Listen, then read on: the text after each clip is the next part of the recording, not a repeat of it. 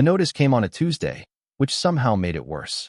Clara Reyes found it taped to her apartment door when she came home from a double shift at the diner, her feet swollen inside her work shoes, her uniform carrying the smell of burned coffee and bacon grease that never fully washed out no matter how many times she ran it through the machine. The paper was yellow, official, stamped with the county seal. She didn't need to read past the first paragraph to understand what it meant. If you're enjoying this story so far, don't forget to hit the like button and subscribe. Drop a comment telling me where in the world you're watching from. I love hearing from you. 47 days. That was how long she and her 2 children had before they would need to find somewhere else to sleep. She stood in the hallway for a long moment, holding the notice with both hands, the fluorescent light above her buzzing and flickering the way it had for 6 months, while she'd complained to the building manager without result. Through the door behind her, she could hear the television. Her son Marcus had left it on again. Her daughter Lily was probably asleep on the couch with one shoe still on, the way she always fell asleep when Clara worked the late shift, and their neighbor Mrs. Pacheco was supposed to be watching them, but mostly watched her shows instead. Clara folded the notice in half, then in half again. Then she put it in the pocket of her apron and unlocked the door. She was 36 years old, though the circles under her eyes had started making her look older. She'd been working at the Mesa Star Diner since Marcus was 9, first as a hostess, then as a waitress once she realized the tips were better and they needed every dollar she could find. Marcus was 14 now, which meant 5 years of split shifts and sore feet and calculating every grocery trip to the cent. 5 years of telling herself it was temporary, that something would shift, that she was one break away from catching up. She had started to stop believing that, somewhere around the 3rd year, and the stopping had not been dramatic or sudden. It had been quiet and gradual, like a fire going out not because someone threw water on it, but because the fuel simply ran out. The apartment was small even by the generous standards of the Sycamore Courts complex, which was neither Sycamore-lined nor court-like in any meaningful way. 2 bedrooms, 1 bathroom, a kitchen where the overhead light had given up working and she'd learned to cook by the glow of the range hood. The carpet was the color of old oatmeal. The windows faced a parking lot where a dumpster sat under a perpetually broken light. Lily had taped drawings to the wall beside her bed because she said it made the room feel like a real room, and Clara had let her because Lily was right, and because at 8 years old, her daughter already understood something about making do that most adults spent their whole lives trying to avoid understanding. Marcus was awake at the kitchen table, working through a math worksheet by the light of his phone. He was a serious kid, quiet in the way some children get quiet when they understand at an early age that things are hard. Not sad exactly, not beaten down, just careful in a way that Clara sometimes worried about and sometimes found herself drawing strength from. He looked up when Clara came in. "You look tired," he said. "I'm fine," she said, which was what she always said.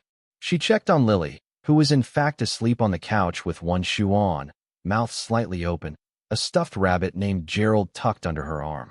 Clara pulled a blanket over her and turned off the television and stood there for a second just watching her daughter breathe with the particular attentiveness of a parent who is keeping herself together by attending to the small things. 47 days. She went to the kitchen and poured herself a glass of water and stood at the sink, looking at nothing. The eviction was not a surprise, exactly. She had missed 2 months of rent, paid partial for a third, and the landlord, a man named Gervais who communicated exclusively through notices and rarely answered his phone, had warned her in February and again in March. She had told him both times that she was working on it.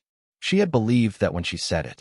The problem was that working on it and solving it were different things, and the gap between them had quietly become a canyon she'd been standing at the edge of for longer than she wanted to admit. She took inventory, the way she did every few weeks, the mental accounting that had replaced what she used to think of as financial planning. Her savings account held $214. Her checking held slightly less after the automatic withdrawal for Lily's school lunch account. She owed $6,400 in back rent.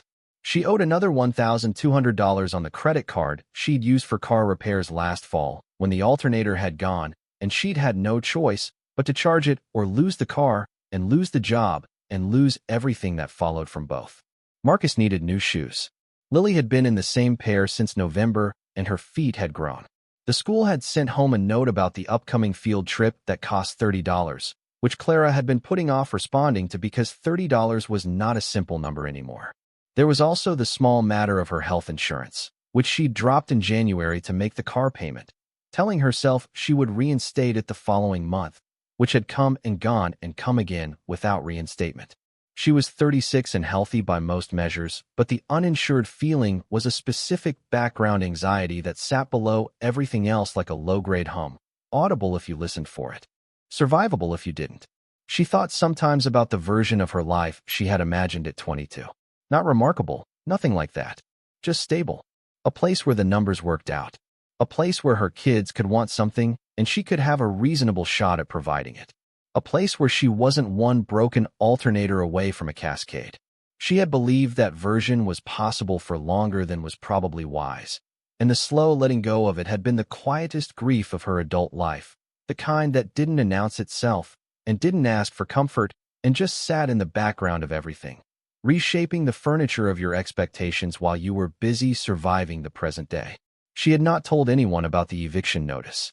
Not her coworker Bet, who asked too many questions with the warm persistence of someone who meant well but could not keep a confidence.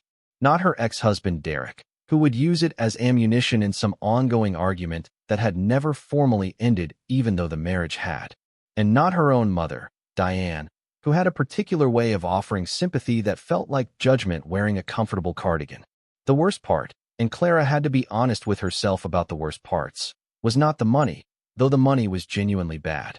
It was the gap between the life she was living and the life she had believed, at 22, at 26, even at 30, was still possible. She had not expected to be remarkable. She had expected to be okay, to land somewhere solid, to give her kids a version of stability that meant they could think about other things, that they didn't have to carry the low-grade awareness of precariousness that she had been carrying since before Marcus could read. That gap, between what she'd imagined and what was true, had become its own kind of weight. She rinsed her glass, turned off the kitchen light, and went to sit at the table where Marcus had left his worksheet. She spread the eviction notice flat and read it through completely this time. She was still sitting there, reading it for the third time, when her phone buzzed. The number had a Texas area code she didn't recognize. She almost let it go to voicemail. Then, for no reason she could have explained later, she answered. "Is this Clara Reyes?" A man's voice, older, measured. The kind of voice that belonged to someone who chose words carefully and had been doing so for many decades. "Who's asking?" "My name is Howard Pruitt. I'm an estate attorney in Crescent Falls, Texas. I'm calling because I need to speak with you about the estate of Earl Wendell Whitmore. I believe he was your grandfather." Clara set the eviction notice down. She had not heard that name in 11 years. Earl Whitmore was her mother's father, which made him her grandfather in the biological sense only. She had met him exactly 4 times in her life. Twice as a small child, when she retained no real memory of him beyond a tall figure with sunburned forearms and a very firm handshake for someone greeting a 6-year-old. Once at her grandmother June's funeral in 2001, when Earl had stood apart from the rest of the family at the graveside and left before the reception without speaking to anyone.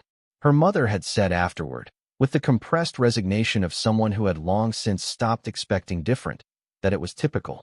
And once more in 2013, a year before her marriage finally ended, when Earl had appeared without warning at her mother's house during a Sunday dinner and sat quietly at the table for 2 hours, watching everyone, eating very little, and leaving without explanation or farewell. Clara had been seated across from him for those 2 hours and had tried twice to make conversation. He had answered both times with brief, precise sentences that were not unfriendly, but left no door open. She had thought about that dinner a few times over the years, not often, but occasionally. The way he'd sat at the table, the way his eyes moved around the room as if cataloging something, and the one moment, the one she kept returning to now, when he had looked directly at her for about 3 full seconds with an expression she'd never been able to decode. Not warmth exactly, not coldness, something else. Assessment, maybe. Recognition. She had thought at the time it was awkward. An old man's discomfort with family contact. She had not thought about it again until this moment. Her mother described Earl Whitmore in the compressed language of old grievance. He was difficult. He was secretive. He cared more about that land than he ever cared about his family. After June died, he stopped making any effort, and eventually the family stopped expecting him to. Clara had accepted this the way you accept family mythology, as information delivered by someone with reasons for the framing, which you could examine more carefully someday, but mostly didn't. "When did he pass?" she asked Howard Pruitt. 3 weeks ago. I apologize for the delay in reaching you. The estate required some preliminary work before I could notify the beneficiaries. You are listed as the primary beneficiary, Ms. Reyes. She let that sit for a moment. Primary beneficiary of what exactly? The Whitmore Ranch. Approximately 214 acres in Crescent Falls County, including the main house, the barn, and all outbuildings and contents therein. He left it to you specifically, with your name written in by hand and witnessed by 2 parties. His wishes were unambiguous. Clara looked at the eviction notice on the table, then at Marcus's math worksheet, then at the kitchen wall where a water stain had bloomed and dried into a shape she'd never been able to identify. "Is the land worth anything?" she asked. Howard Pruitt was quiet for a beat. "That's something we should discuss in person, if possible. Can you come to Texas?" She drove 11 hours with both kids in the car, leaving at 4 in the morning, so the first stretch passed in a drowsy quiet with the highway empty and the sky still dark ahead of them. She'd been driving 2 hours before the sun came up, and she used that time to think through everything she knew and everything she didn't, which turned out to be roughly the proportions of those 2 things at any other point in her adult life. She had told Terrence she needed a few personal days, which he'd accepted with the expression he reserved for Clara, a mix of tolerance and mild exasperation that acknowledged she was one of the better people on his floor even while he needed her shifts covered. She had called her mother to say she was driving to Texas. Her mother had responded with a silence that stretched long enough to be its own form of commentary. "Why would he leave it to you?" Diane said finally. "You barely knew him." "I don't know, Mom. Your Uncle Frank has been calling. He thinks the property should be split among the whole family." "It wasn't left to the whole family." Another silence. "Clara, I'm just saying be careful. Don't get your hopes up over some old land out there that's probably worth nothing. Frank says the county's been in drought for years." Uncle Frank had called Clara directly, twice, before she'd turned the phone to silent. He had a particular way of talking around what he meant that she had developed immunity to over the years. What he meant was that he felt entitled to a share of whatever Earl had left. What he said was that he was concerned about her, worried about the children, wondering whether she'd thought this through. She hadn't called him back. Derek had texted her as she crossed into Texas. He had somehow already heard, which meant her mother had told her Aunt Sandra, who had told someone, who had told Derek, because that was how information moved in her family, underground and sideways and arriving at its destination before anyone had officially announced it. The text said, "An old ranch in the middle of nowhere isn't going to solve your problems, Clara. You should sell and split the money with the family. Think of Marcus and Lily." She put the phone face down on the passenger seat and did not reply. She thought about what Derek knew about her problems, which was the version of them she'd shown him over 6 years of marriage and 2 since, which was not the complete version. She thought about what he knew about thinking of Marcus and Lily, which was a subject on which his expertise was limited by the frequency of his phone calls and the size of the child support checks he managed most months, but not all of them. She thought about the particular quality of advice that told you to split something before you knew what it was, that assumed the value of a thing before you'd had the chance to stand in front of it yourself. She put Derek out of her mind the way she'd learned to put him out of her mind, which was to acknowledge the thought, recognize where it was trying to take her, and redirect deliberately. She was good at redirection. She'd had to become good at it. The highway ran straight between flat land under an open sky, and she drove and thought about other things. About Marcus, who had woken up somewhere in the second hour and eaten a granola bar in silence, and then opened his library book and read for the next 3 hours straight, without asking once how much longer it would take. About Lily, who had fallen asleep again after the second gas stop with Gerald clutched to her chest and her face tipped against the window, completely trusting, completely at ease, the way Lily moved through the world, as if the people around her were fundamentally reliable. Clara worked hard to be worthy of that trust. It was one of the organizing facts of her life. She thought about the note Pruitt had read to her over the phone. The land holds something that belongs to her and to no one else. She'll understand when she gets there. She'd asked herself 100 times on the drive what her grandfather had meant by it, and arrived at no satisfying answer. She would understand when she got there. That was all she had. She let it go. That was what 11 hours alone with your thoughts prepared you for. The land around Crescent Falls was the kind of landscape that required adjusting to. Clara had grown up in Albuquerque, which had its own version of desert bleakness, but West Texas was different. The high plains were flat in a way that felt almost confrontational, as if the land had decided long ago to stop pretending to be anything other than what it was. The sky sat enormous overhead, pale blue at the edges and deeper toward the center, cloudless and indifferent. The grasses were low and brown and moved in slow waves with a wind that came from somewhere you couldn't locate. No mountains to organize the view. No features to anchor your sense of direction. You were just in it, surrounded on all sides by more of the same. Lily pressed her face to the window. "There's nothing here," she said. "There's a lot of sky," Marcus said from the back seat. "What does that mean?" "I don't know. I'm just saying." Clara glanced in the rearview mirror at her son, who was looking out at the plains with the expression he used when he was taking something in without having decided yet what he thought of it. She looked back at the road. The land kept going. Howard Pruitt's office was in a building on Main Street in Crescent Falls that looked like it had been there since the town was incorporated and intended to outlast it. He was a short man in his late 60s with reading glasses pushed up on his forehead and the unhurried manner of someone who had long since stopped being surprised by what people did with their lives and their deaths. He shook Clara's hand, offered the children juice boxes from a small refrigerator behind his desk, and laid out the documents with practiced efficiency. The ranch had been in the Whitmore family since 1948, when Earl had purchased the land after coming home from the Pacific. 214 acres, deeded outright, no mortgage, no liens. The main house built in the early 1950s, the barn and outbuildings added over the following decade. No competing claims pending any family disputes filed within the statutory window. "What's it worth?" she asked again. Pruitt removed his glasses from his forehead and set them on the table.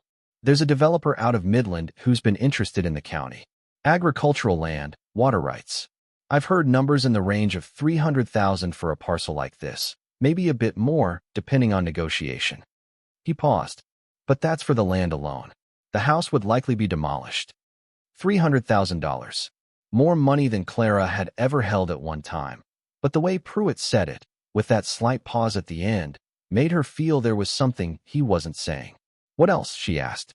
He looked at her over the tops of his glasses. "Your grandfather was a private man. He lived out there alone for the last 20-some years, and there are things about that property I couldn't speak to. Things I genuinely don't know."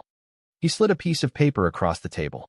"But Earl was very specific about wanting you to see the place first, before any decisions." It was a photocopy of a handwritten note. The penmanship exact and slightly old-fashioned in the way of a man who had learned to write in an era when penmanship was taught deliberately and taken seriously. Clara should see the place herself before anything is decided. The land holds something that belongs to her and to no one else. She'll understand when she gets there. She read it twice. Then she folded it carefully and put it in her jacket pocket and asked Howard Pruitt for the keys.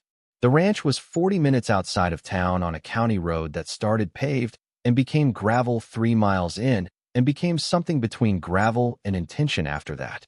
The road ran straight for a long time through flat grass and scrub with occasional fence posts marking the edges of properties she couldn't otherwise identify.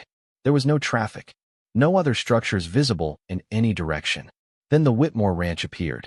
The entrance was marked by 2 stone pillars that might have been impressive once and now stood tilted in opposite directions. A rusted metal sign hung between them from a single chain, the name Whitmore still legible beneath the rust if you looked for it. Clara unlocked the pipe gate with the key Pruitt had given her and swung it open with a screech of metal that scattered birds from a nearby post. The driveway was a quarter-mile long, dirt-packed, running straight toward a low cluster of buildings at the far end. As Clara drove slowly toward them, she tried to see the property the way a developer would see it. Raw material, acreage, a number on a page. She couldn't quite manage it. The place had a quality she didn't have words for yet, something between abandonment and patience, as if it had been waiting rather than dying. The main house was 1 story, built from pale limestone that absorbed the heat and held it through the night. It sat low to the ground with a deep porch running across the front. The roof looked intact from a distance, The one section above what appeared to be a back room had the look of something that had been considering a different option for a few years without quite committing to it. The windows were shuttered from the inside. A cottonwood tree stood 30 feet from the front porch, its branches extending in every direction with the particular confidence of something that had grown for decades without interference. The barn was 50 yards behind the house, larger than she'd expected, built from vertical planks that had gone silver gray with age. One of the large doors stood slightly open, not broken, just ajar, as if someone had left in the middle of something and expected to return. Behind it, two smaller outbuildings whose purpose she couldn't determine from where she was parked. She shut off the engine. Nobody moved for a moment. Marcus said, "It needs work." "Yes, a lot of work. I can see that." Lily said, "Is there a bathroom?" They got out of the car. If you're hooked on this story, make sure to subscribe and turn on notifications so you never miss an upload. Your support means everything and helps me bring you more emotional stories like this one. The front door unlocked on the second try. The lock was stiff from disuse, not broken, just reluctant. The air inside was the specific air of a house closed up for weeks, dry and still and layered with old smell, wood, dust, something that might have been motor oil, and beneath all of it something faintly sweet and metallic that Clara couldn't name. The interior was dim with the shutters closed, but she could see enough. The front room was a living room of sorts, though Earl Whitmore had clearly not believed in comfort as a design principle. A couch that had once been brown and was now the color of something that used to be brown. A cable spool coffee table. Two upright chairs positioned for function rather than conversation. On one wall, a framed county map, the paper yellowed, with pencil marks she couldn't read from across the room. On another wall, a row of photographs in plain frames. Clara crossed to the photographs. They showed a younger Earl. Whitmore than the few memories she had of him. In some he was in military uniform, in others civilian clothes. In one, he stood with a group of men in front of a truck in a flat, featureless landscape, all of them squinting at something outside the frame with the focused attention of people who are paying close attention to something specific. In another, he was alone in what appeared to be open field, holding something the photograph was too small and too old to make clear. In a third, much older than the rest, he stood with her grandmother June, both of them young and smiling with the unguarded quality that people in old photographs sometimes had, as if they hadn't yet learned to protect their faces from the camera or from time. Clara stood looking at her grandfather's face. She tried to find something familiar. She found the jaw, maybe. The way he held his mouth when he wasn't speaking, that particular set of it. He had spent 30 years on this land alone. Her mother called it stubbornness, called it coldness and indifference to the people who should have mattered to him. But looking at these photographs, at the careful orderliness of the room, at the way everything here had been maintained and organized by a single person who had chosen this place over every other option he'd had, Clara found herself wondering whether it had been something else entirely. Whether the solitude had been deliberate in a way nobody in the family understood because he'd never been able to explain it. Whether the distance had been the same as the distance of a man standing guard at something that required guarding, and whether that had cost him more than anyone who called him cold had ever thought to ask. She moved deeper into the house. The largest bedroom was Earl's, unchanged from when he'd last slept in it. A narrow bed with a quilt folded at the foot, a dresser with a plain mirror above it, a nightstand with a lamp and a glass that held an evaporated ring of water, the ghost of the last drink he'd poured. On the dresser, smaller photographs, the personal ones, the ones you kept for yourself rather than to show anyone else. Earl in uniform, much younger, standing with another man who was pointing at something beyond the frame with an expression of intense concentration. On the back of that photograph, in his pencil, Fort Stockton 1953. Fort Stockton was 50 miles east of Crescent Falls. A military installation. Clara had passed a highway sign for it on the drive-in and not registered it as meaningful until now. The second bedroom had been converted to storage, floor to ceiling with cardboard boxes, their sides sagging with age. Labeled in Earl's handwriting. Feed invoices 1972 to 1978. Tax records 1965 to 1970. Ranch maintenance. Equipment manuals. And in the back left corner, stacked separately from all the rest, and sealed with old tape that crumbled at a touch, a set of boxes with no labels at all. Just numbers. Clara opened one. Inside were manila folders, each one tabbed and dated with the same precise handwriting as the note Pruitt had given her. She opened the top folder, and the paper inside was government letterhead. An agency name she'd never heard of, a string of initials arranged in a configuration that meant nothing to her. The date was November 1961.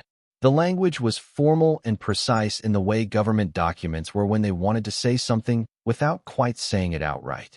Phrases like restricted operation and cooperative landowner arrangement and compensatory provision pending review appeared in the first paragraph alone. She was still reading when Marcus appeared in the doorway. "What's that?" "I'm not sure yet." He came and looked over her shoulder. He read faster than her, always had, and she heard his breathing change slightly as he absorbed the page. He reached past her and lifted another folder from the box. Opened it. Scanned it. His hands were very still in the way they got when he was dealing with something he didn't yet have a framework for. "Mom." His voice was slow and careful. "This is classified." Or it was. He held the folder out, turning it so she could see the front page. A stamp in red ink, faded but entirely readable. "Confidential. Not for distribution." Clara took the folder from him the way you handle something old, with the automatic care that certain objects demand before you've decided why. The next pages held maps, detailed ones with annotations she couldn't decode. A schematic drawn with an engineer's precision, labeled in technical terms she didn't understand. Coordinates. Measurements. A series of inventory numbers beside a list where the bottom half of the page had been damaged by moisture and the ink had run into shapes that were no longer words. She looked at Marcus. He was watching her with those serious eyes that didn't miss much. "Okay," she said. "We're staying." "I figured," he said. She put the files back carefully, the way she'd found them. She needed to see the rest of the property first, get the full shape of the place before she started pulling individual threads. She needed to understand what she was looking at in context before she tried to understand what it meant. The exterior looked slightly less overwhelming in the afternoon light. The limestone walls showed no structural cracks that worried her. The porch was solid underfoot. The cottonwood cast a wide shade, and under it the temperature dropped 10 degrees immediately. She walked to the barn. Inside, old hay smell, machine oil, something animal that had not been present for decades. Packed dirt floor. Tools hung from pegs along one wall in order of size, shovels, a pickaxe, a coil of heavy chain. A tractor with its hood open, parts laid on a workbench nearby as if a repair had been interrupted mid-thought. A 1957 Ford pickup against the far wall, rust-spotted but complete, and somehow holding its dignity. On the workbench, more of her grandfather in the small details. A coffee mug with a dried ring at the bottom. A folded piece of paper with a list in his handwriting. Check pump, south well. Order bearings. Check fence line, NW corner. A newspaper folded to the crossword puzzle, a third of it completed in pencil. These were the marks of a man who had been here, doing ordinary things, right up until he wasn't. A man with routines. A man who paid attention to what needed attention. She found herself trying to know him through these details the way you try to know someone who left before you could ask them anything. The methodical handwriting. The careful organization of the barn, even in its age. The way the tools were hung by size. The way the parts on the workbench were laid out in the order they'd been removed. This was a man who thought in systems. Who understood that small attentions prevented large failures. Who had been applying that philosophy not just to the barn and the tractor, but, she was beginning to understand, to something considerably larger. Behind the barn, a pump house and an empty chicken coop. Clara walked the perimeter of the barnyard, noting the fence lines, the dry soil that showed darker earth beneath if you pushed a boot heel into it. The distant windmill she could barely make out to the south. The land was dry, but not dead. There were grasses that had held on through the drought. There was something underneath the surface that hadn't given up. It was Lily who found the path. She had been exploring in every direction at once, the way 8-year-olds did, with no apparent logic and a complete willingness to investigate anything that caught her attention. She called out from behind the far outbuilding with the specific pitch that meant she had found something worth sharing. The path was barely visible, a slight depression in the grass running from behind the pump house toward a low rise to the south, maybe 40 yards from the main barn. The kind of path made by one person walking the same route over many years. Not a trail in any formal sense. a record of repeated footsteps pressed into the earth across decades, worn smooth by someone who had walked it in every season for 30 years. Clara followed it to the top of the rise. From there she could see the whole sweep of the property to the south, the dry wash cutting across the middle distance at a diagonal, the fence line, the windmill standing still in the absence of wind.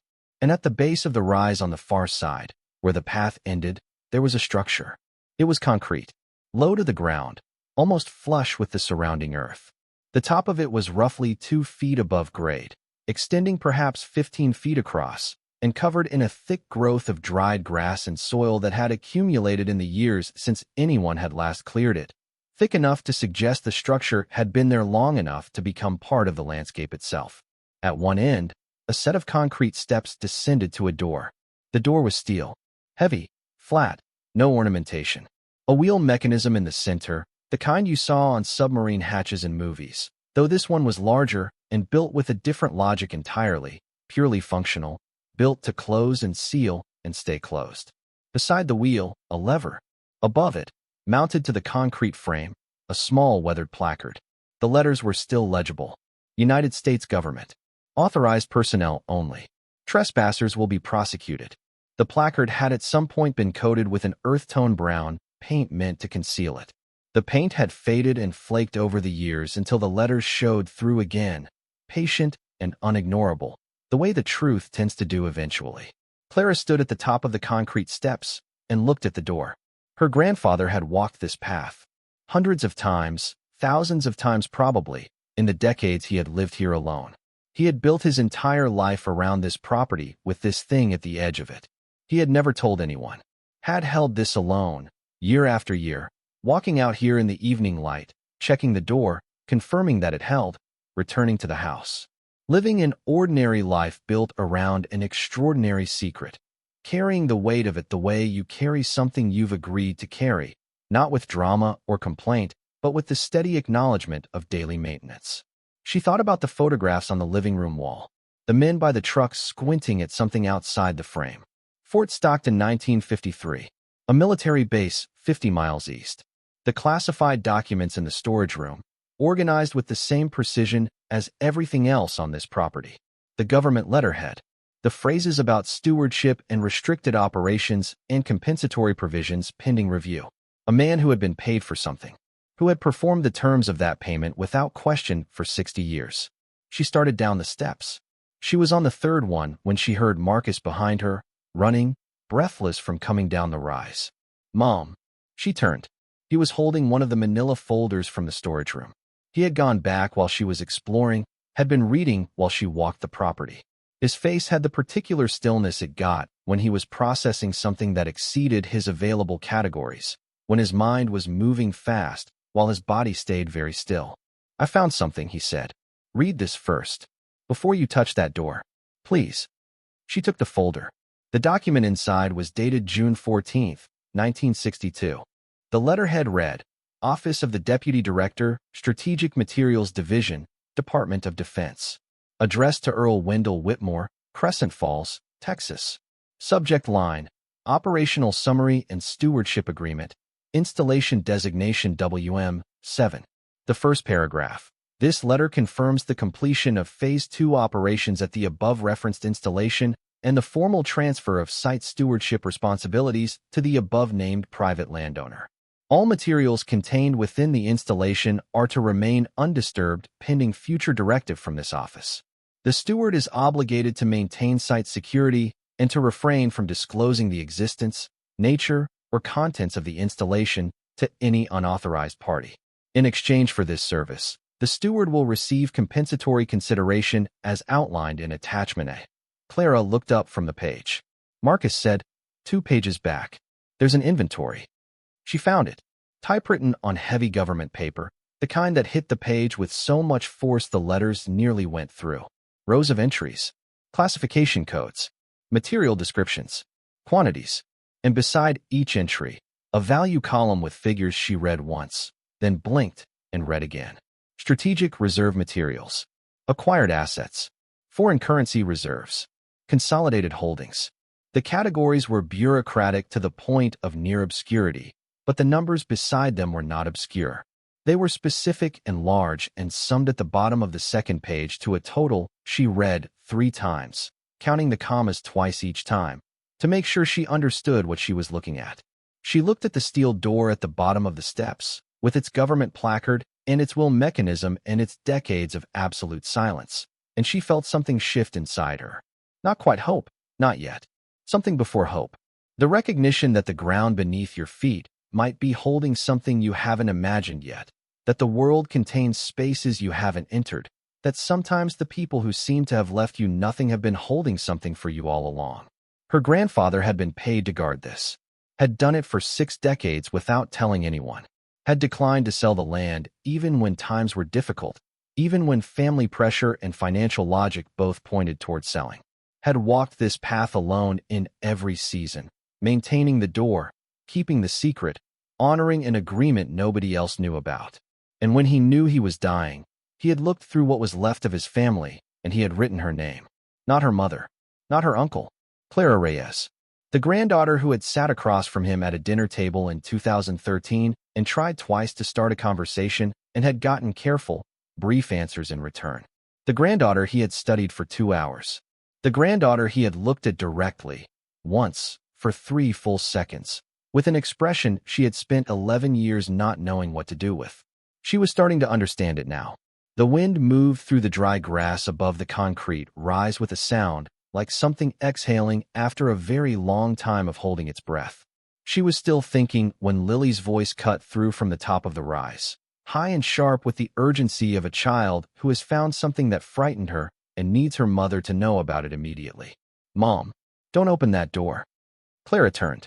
Lily was standing at the crest of the rise with her arms spread wide and her eyes very large, Gerald the rabbit clutched in one hand, the other hand pointing directly down at Clara with the conviction of someone delivering an important warning. She had walked around to the far side of the concrete structure while exploring, had found the face of it that Clara hadn't seen yet. "Lily." Clara kept her voice steady. "What did you see?" Her daughter looked at her with those dark, serious eyes. She said, "There's writing on the back. Different from the sign. It says not to go in. It says it's dangerous. Like a real warning, Mama. Like the kind that means it."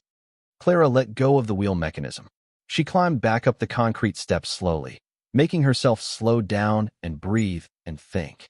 She reached Lily and put her hand on her daughter's shoulder and looked at her daughter's face, and then looked back down at the door below them.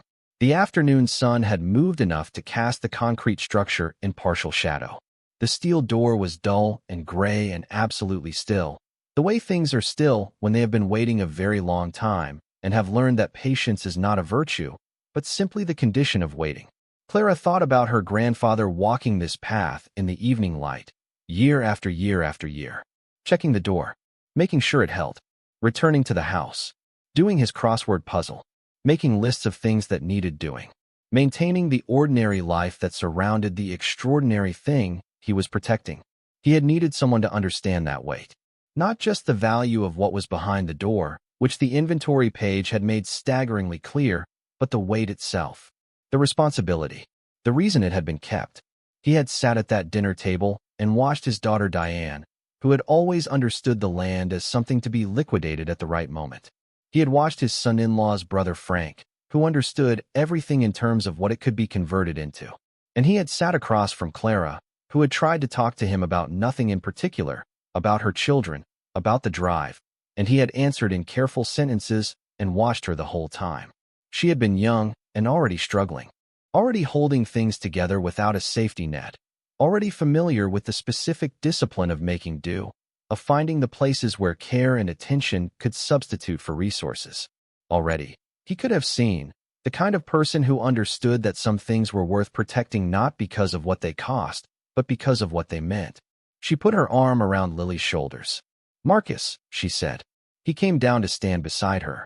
He was holding the folder still, looking at the door with those clear eyes that didn't miss much and didn't pretend to miss it. "We read everything," Clara said. "Every file and every box. Every page. We understand what we're dealing with before we touch that door." He nodded. One nod. Full. The way he committed to things. "Can we go inside now?" Lily said quietly, meaning the house. "I'm hungry." "Yes," Clara said. "Let's go inside." They walked back up the rise together.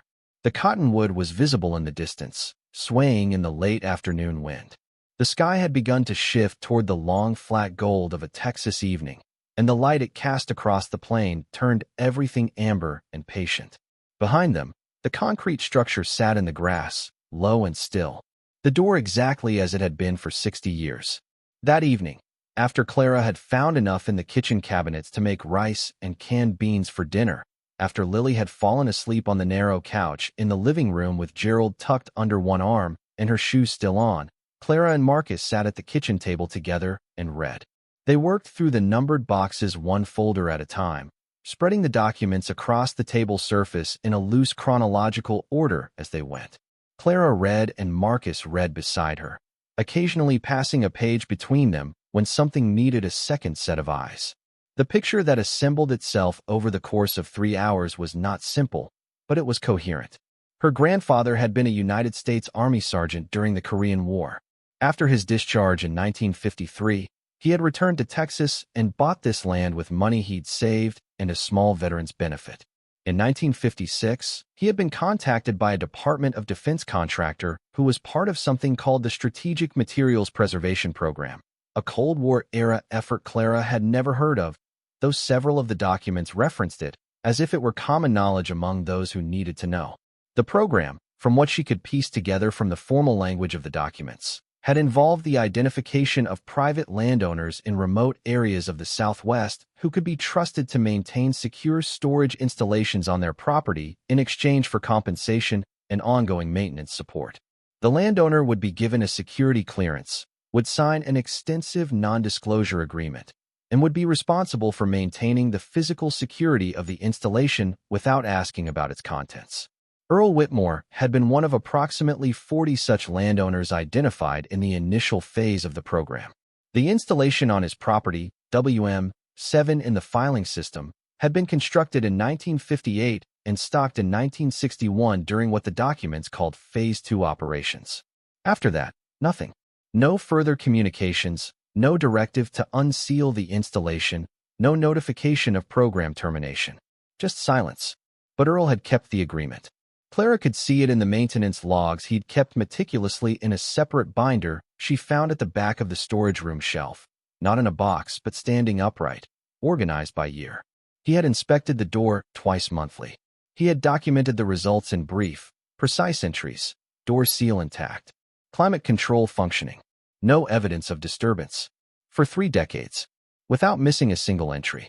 He had kept the agreement long after the government had stopped communicating with him. Long after it was clear no directive was coming.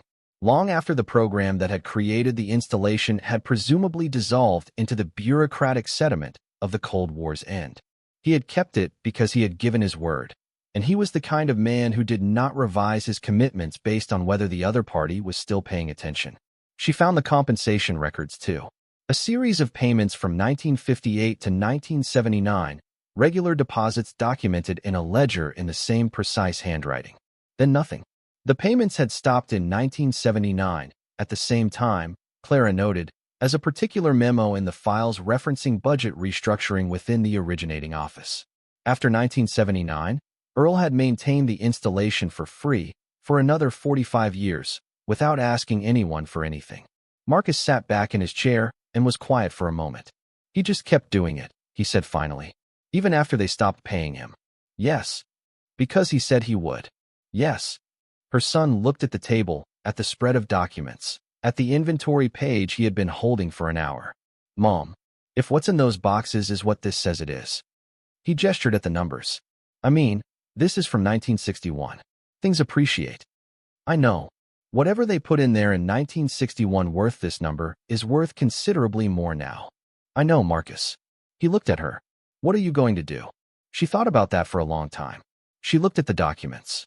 She looked at the photograph she'd taken from the dresser in Earl's bedroom, the one from Fort Stockton in 1953, the young man pointing at something outside the frame.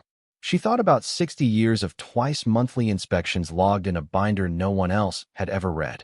She thought about a man who had lived alone on flat Texas land for 30 years, maintaining a secret. He could never tell, because he'd said he would. I don't know yet, she said. But not tonight.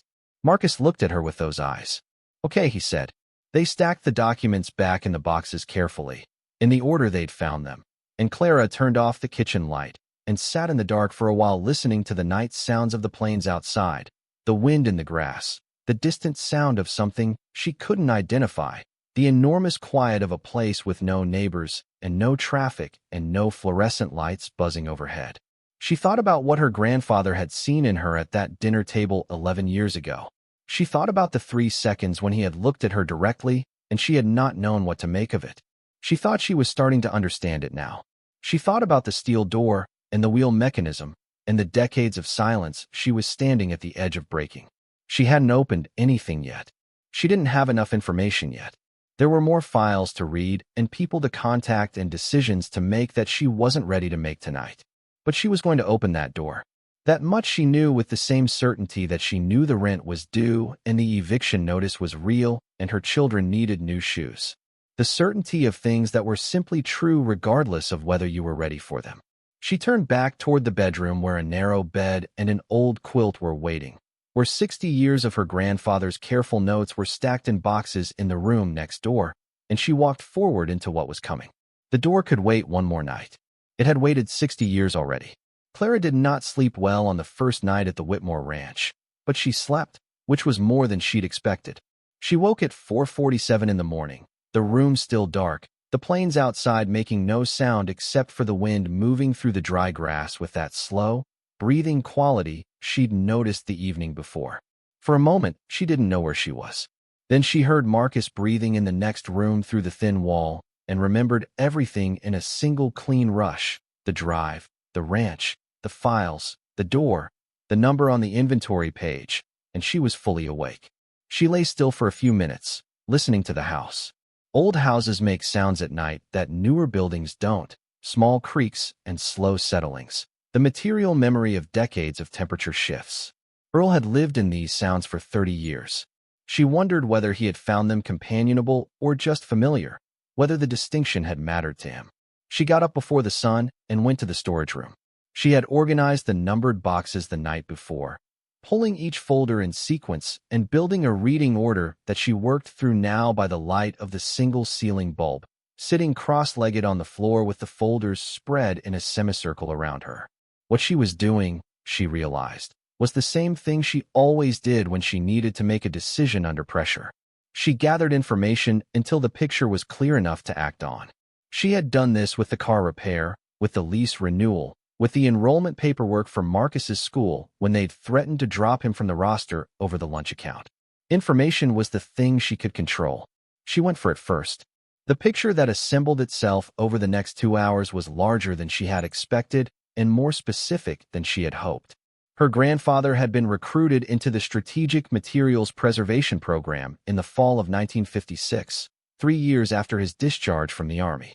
A man named Colonel Douglas Pratt, acting on behalf of the Defense Department contractor overseeing the program, had driven out to the ranch and sat at the same kitchen table where Clara and Marcus had sat the night before.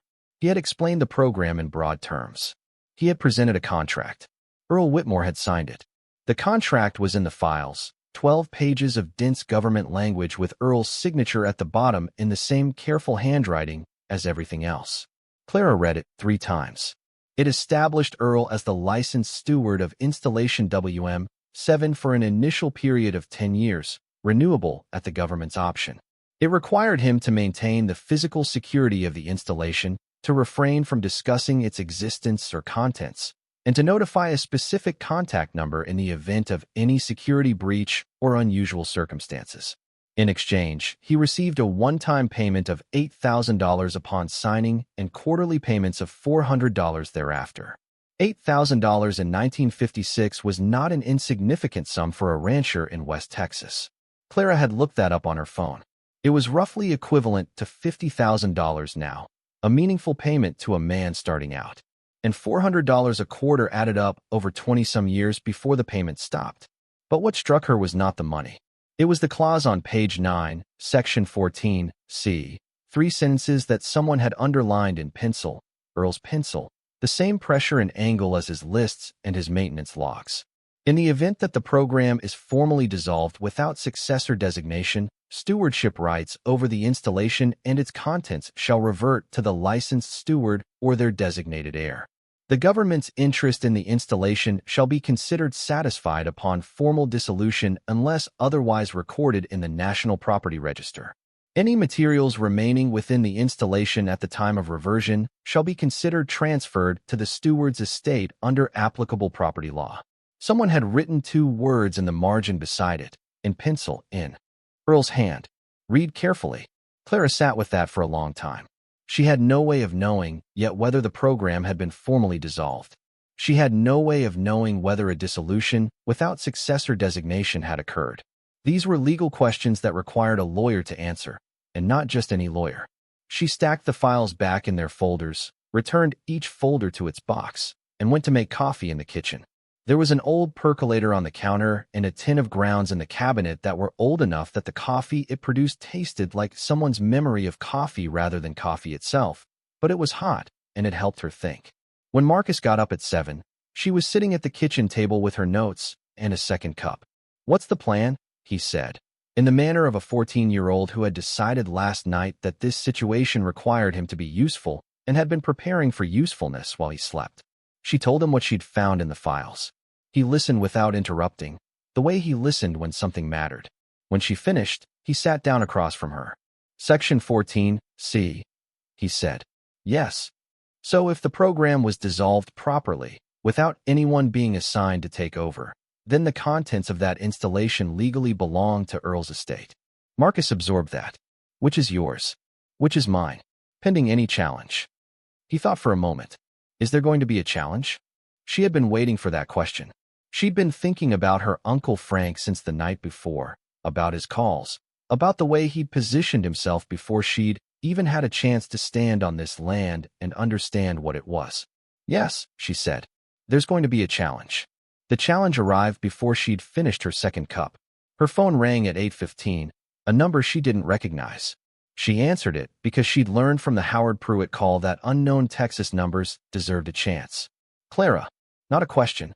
Her Uncle Frank's voice, louder on the phone than in person, with the specific quality of a man who believed volume conveyed authority. "Frank," she said, "I've been trying to reach you." "I know. Where are you?" "At the ranch." A short silence, the kind that meant he was recalibrating. He had expected her to say she was on her way back to Albuquerque, that she'd looked at the place and confirmed it was worthless, that she was ready to discuss selling and splitting the proceeds the way sensible people would. He had not expected her to be there, still there, the morning after. "Clara, I want to have a real conversation about this." "Okay. Not over the phone. I'm coming down there. This week." "Frank, your mother and I have both been looking into this, and there are serious questions about the will."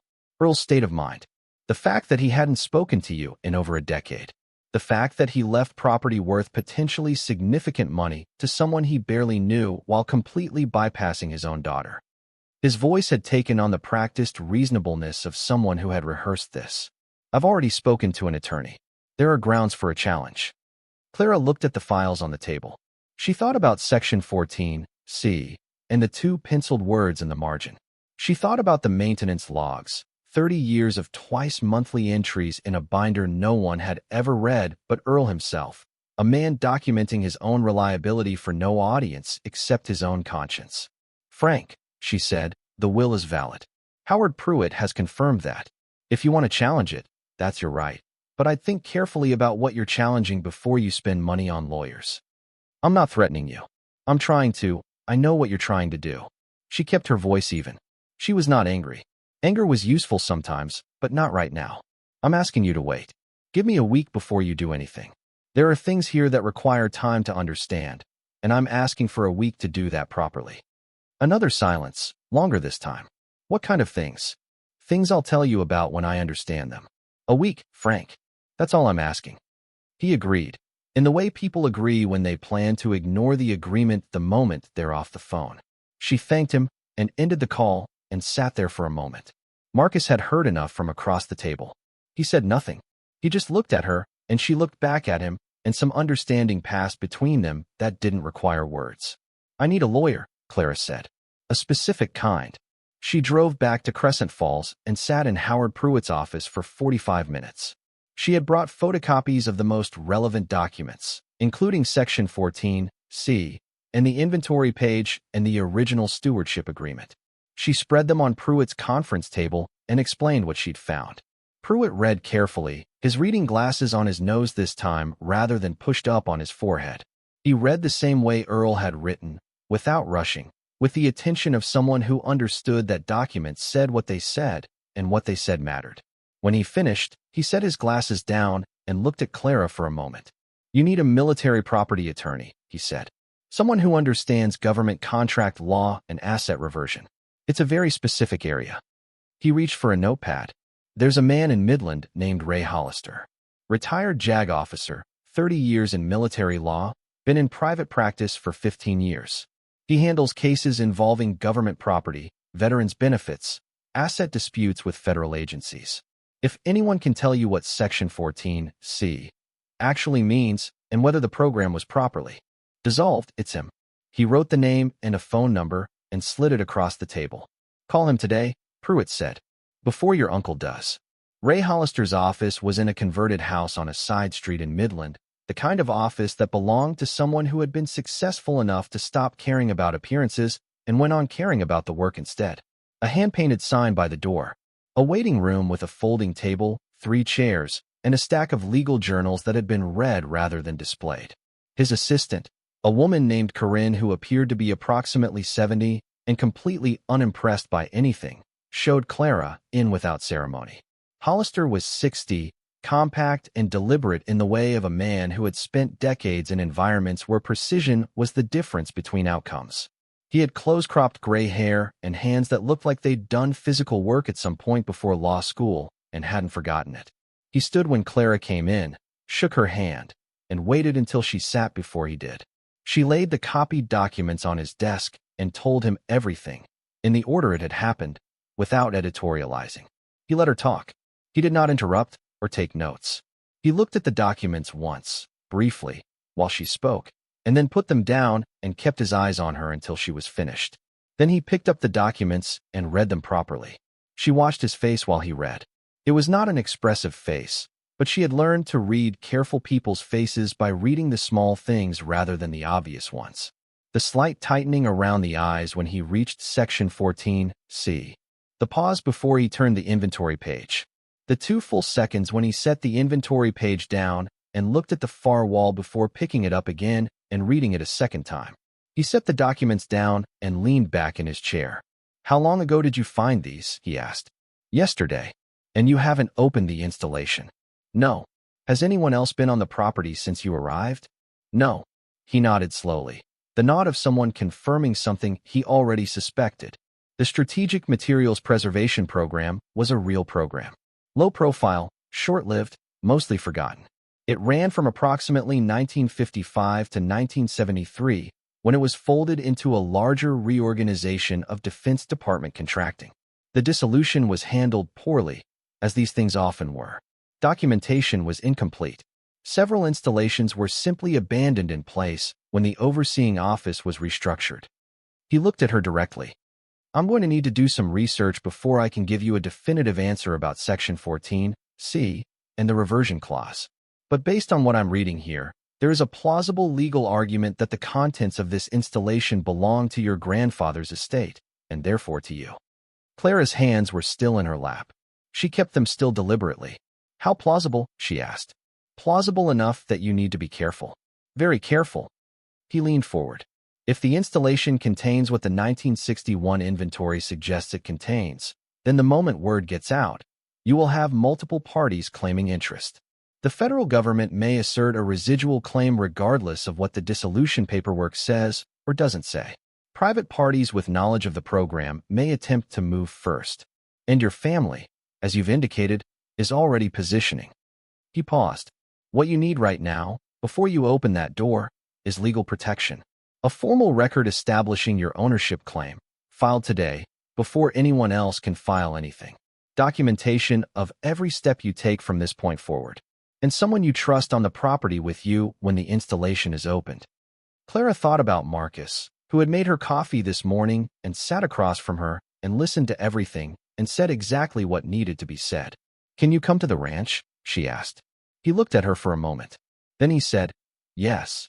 She drove back to the ranch in the late afternoon, the light long and golden across the plain. Marcus had spent the day with Lily, keeping her occupied with the things that needed doing on the property, checking the pump, clearing debris from the porch, teaching her to identify the type of rock the limestone walls were built from. When Clara pulled up, Lily was sitting on the front porch steps with her notebook, drawing the cottonwood tree with the careful attention she brought to things she decided were worth drawing. "Did you find someone?" Marcus asked. "Yes. He's coming tomorrow." She went back to the storage room that evening with a specific purpose. She had read the official documents. She had the legal picture, or the beginning of it. What she needed now was something else. She went through the numbered boxes again, more slowly this time, looking not for government language, but for her grandfather himself. She found it in the very last box, at the bottom, beneath a layer of maintenance logs and old weather records. A sealed envelope. Her name on the front. Not Clara Reyes. Just Clara. Written in that same deliberate hand she had been reading for 2 days. She took it to the kitchen and sat at the table and held it for a long moment. Lily had come in and was eating crackers at the other end of the table, her notebook open to the cottonwood drawing.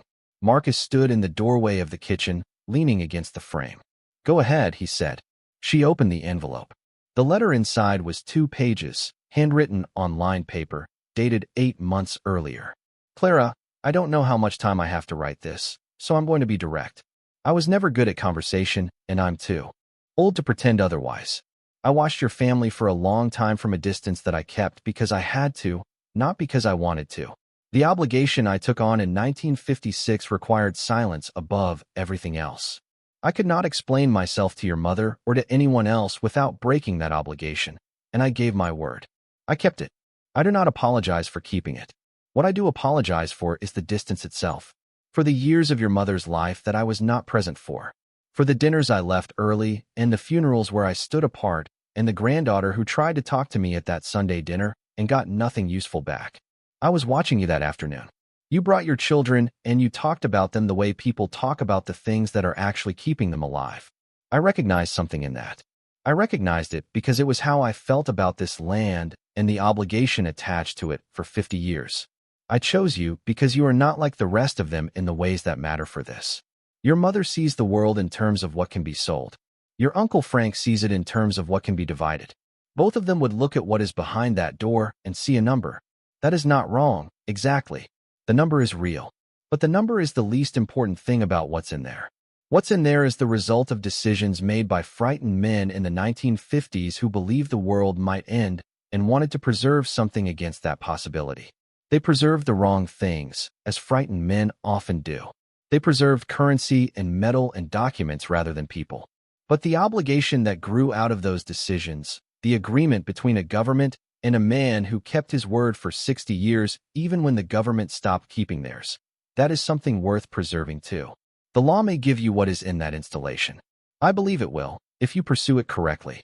Read Section 14C. Find someone who understands military contract law. Do not let anyone rush you or frighten you or convince you to act before you are ready. But here's what I actually want to say, the part that doesn't fit in legal language. Take care of your children. Take care of yourself. Make something real out of what I'm leaving you. Not just financially real, but actually real. The kind of life where your daughter doesn't have to tape drawings to the wall to make a room feel like a room. Where your son doesn't have to be careful about being a child because the adult situations keep bleeding through. You deserve something solid under your feet. I should have found a way to give it to you sooner. I kept my distance because I had to. I'm giving you everything I have now because I can, and because you're the right person for it. And because sometimes the only way to do the right thing is to finally stop waiting for the right moment and just do it.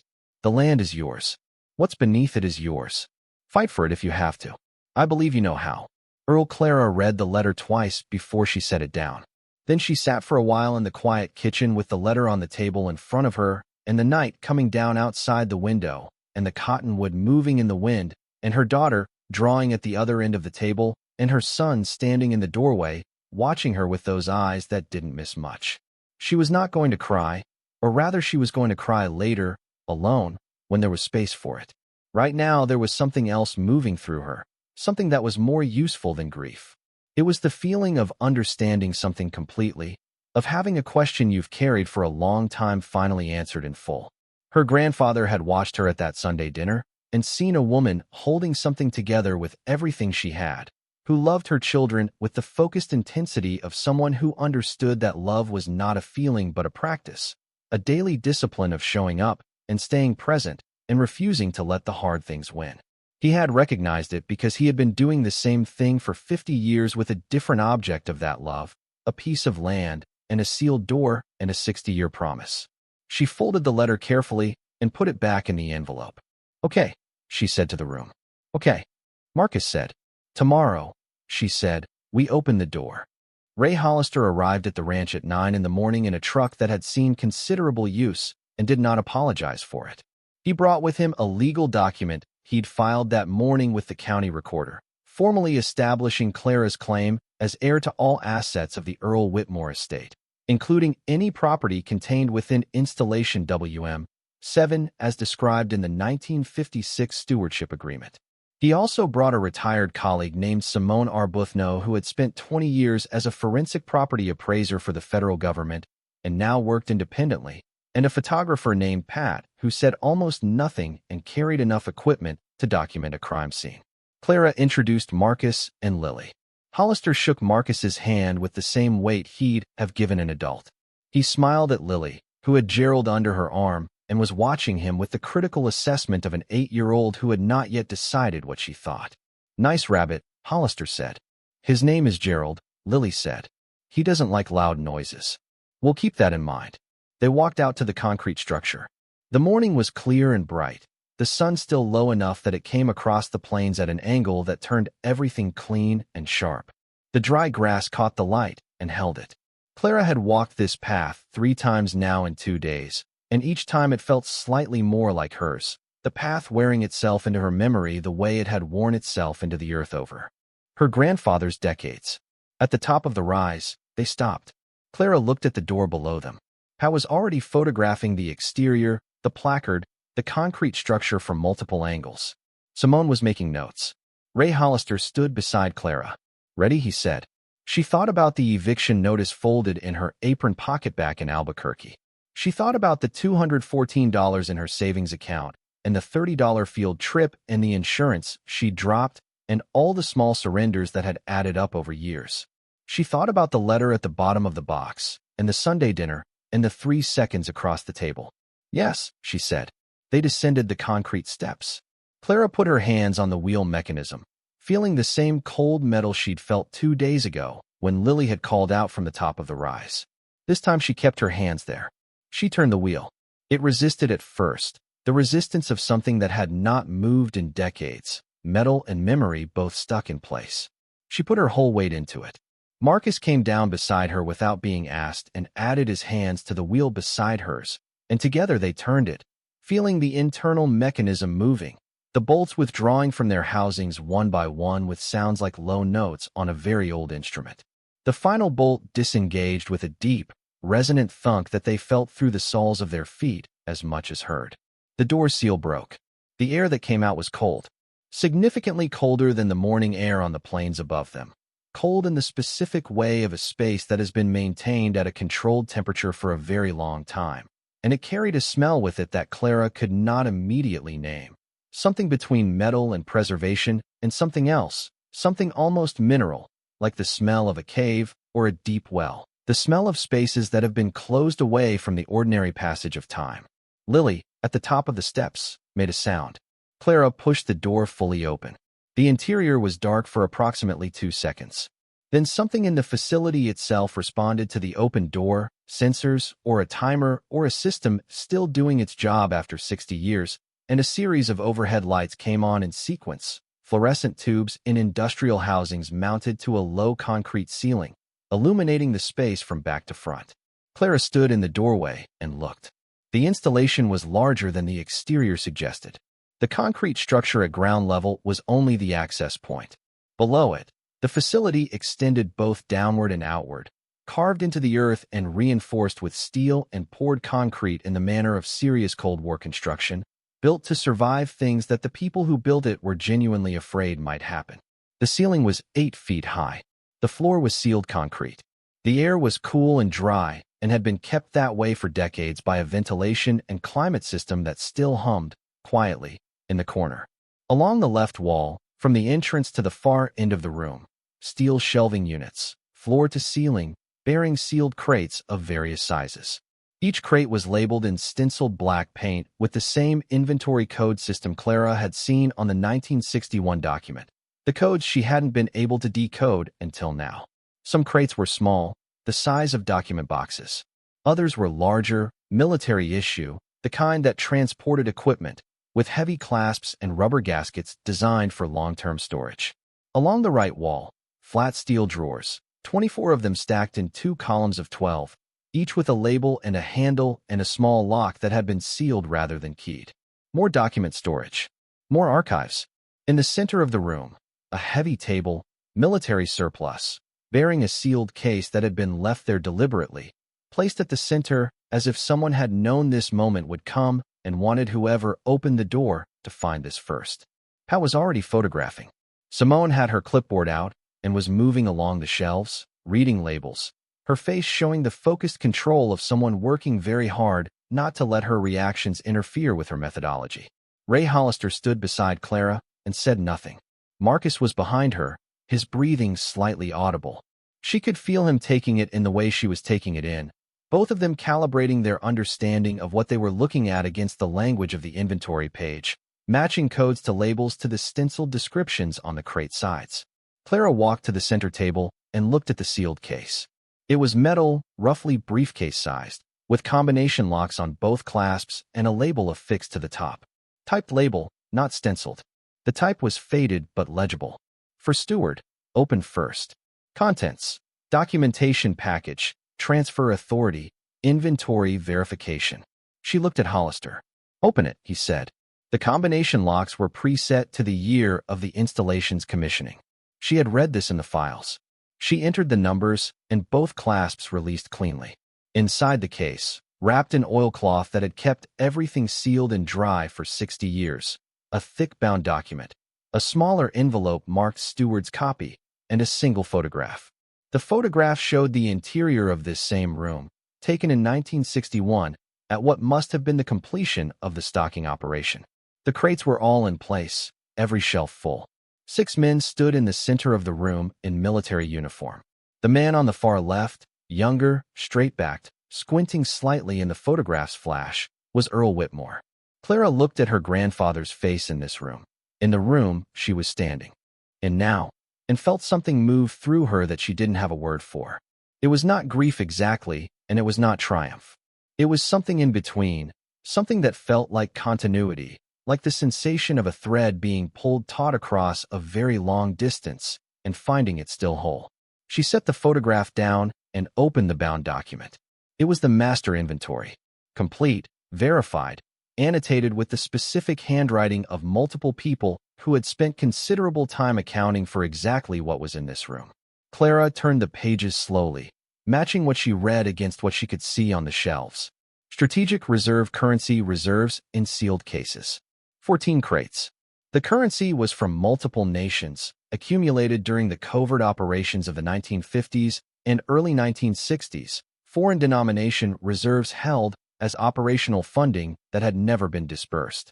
The 1961 valuation, in U.S. dollars, was listed beside each entry. Gold bars. 38 individual units, each one weighed and stamped, the weight and purity recorded. Military grade. The 1961 value per unit was listed. Clara did not try to calculate the current value. She kept reading. Classified operational documents.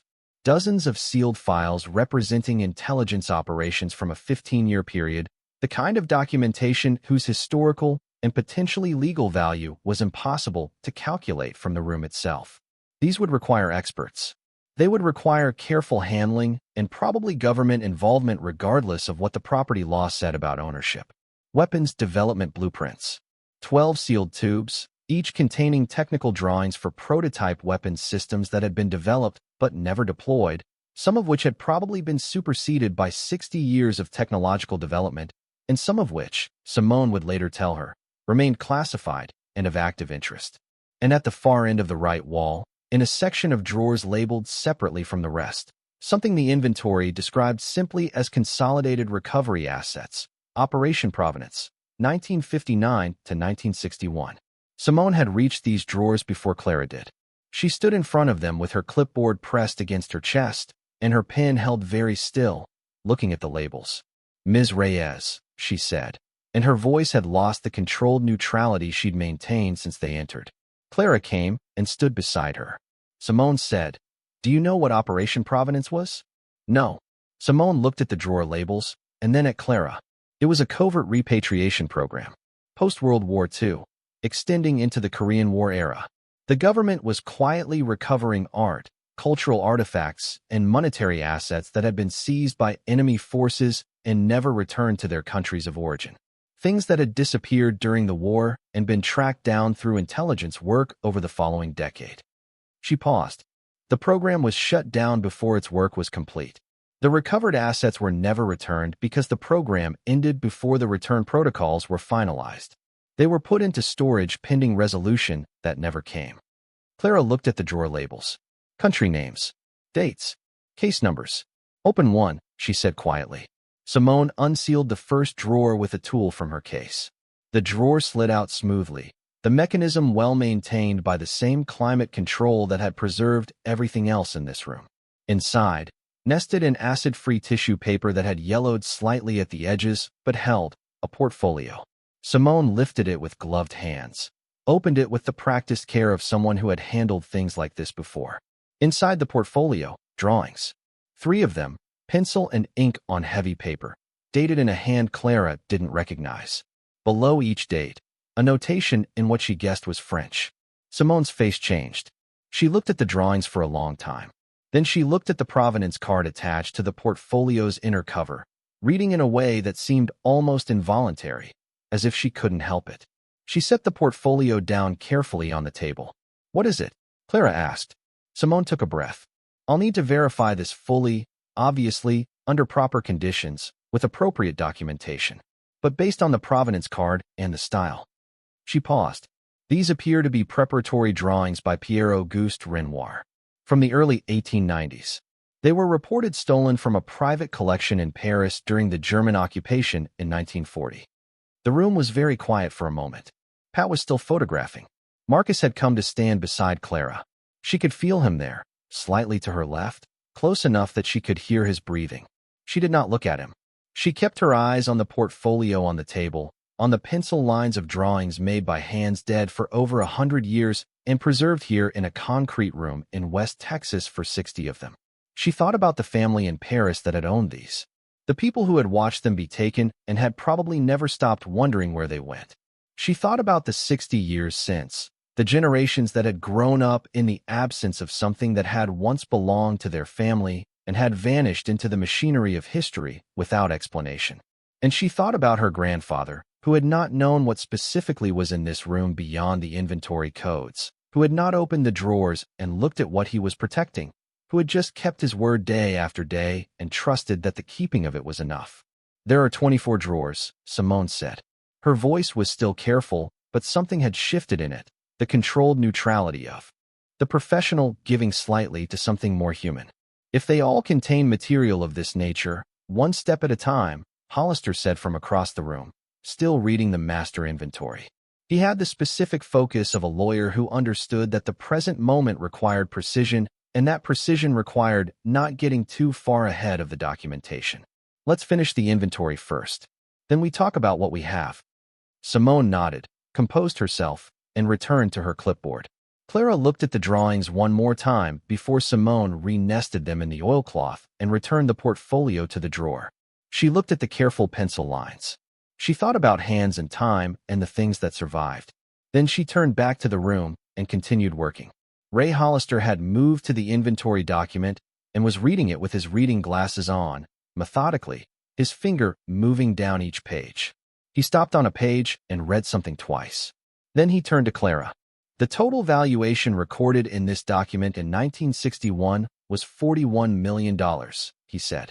That number reflects values at the time of inventory. In current terms, accounting for gold appreciation, currency value, art market changes, and the historical significance of the classified materials. He stopped. He was not a man who used imprecise language, but he was working with incomplete information, and he knew it. I would be cautious about any estimate at this stage. But you should understand that we are not talking about $300,000. Clara looked at the shelves, at the crates, at the 38 gold bars and the sealed currency reserves and the classified files and the recovered art and the decades of careful temperature and humidity control that had kept all of it intact. I know, she said. And she did know. She had known it since she'd first read the inventory page at the kitchen table with Marcus sitting across from her, and the number had taken 3 readings to absorb. She had known it and had been holding the knowledge carefully, the way you hold something fragile, not looking at it too directly, not letting yourself feel the full weight of it until you were standing in the room itself with the thing actually in front of you. She was standing in the room now. She let herself feel it. It came through her in a wave that started somewhere in her chest and moved outward in all directions, a feeling that was not quite anything she had a name for, because she had never felt it before. Not joy exactly, though joy was part of it. Not relief, though relief was there too. Not triumph, because there was nobody to have triumphed over yet. Only a steel door and 60 years of silence and a grandfather who had kept his word. Something more like the feeling of a weight you've been carrying so long you stopped noticing it being lifted all at once. The sudden recognition of what the absence of that weight felt like. She had been in the shape of her circumstances for so long that she had forgotten the shape was not her. That the person inside the circumstances was not defined by them. That she had been carrying the eviction notice and the $214 and the dropped insurance and the $30 field trip as if they were permanent features of her identity rather than a temporary condition that could be changed. She had not let herself think too directly about that change since the phone call from Pruitt. She had been careful about it the way you were careful around something that could hurt you if you let yourself want it too much before you had it. Hope was its own kind of risk. She had learned that well enough over the years. But she was in the room now, and the room was real, and the shelves were real, and the gold bars were real, and the recovered art was real, and the 6-decade faithfulness that had kept all of it intact was real, and she was allowed to feel it. She stood in the middle of the room her grandfather had guarded for 60 years and looked at the evidence of his faithfulness surrounding her on all sides and breathed.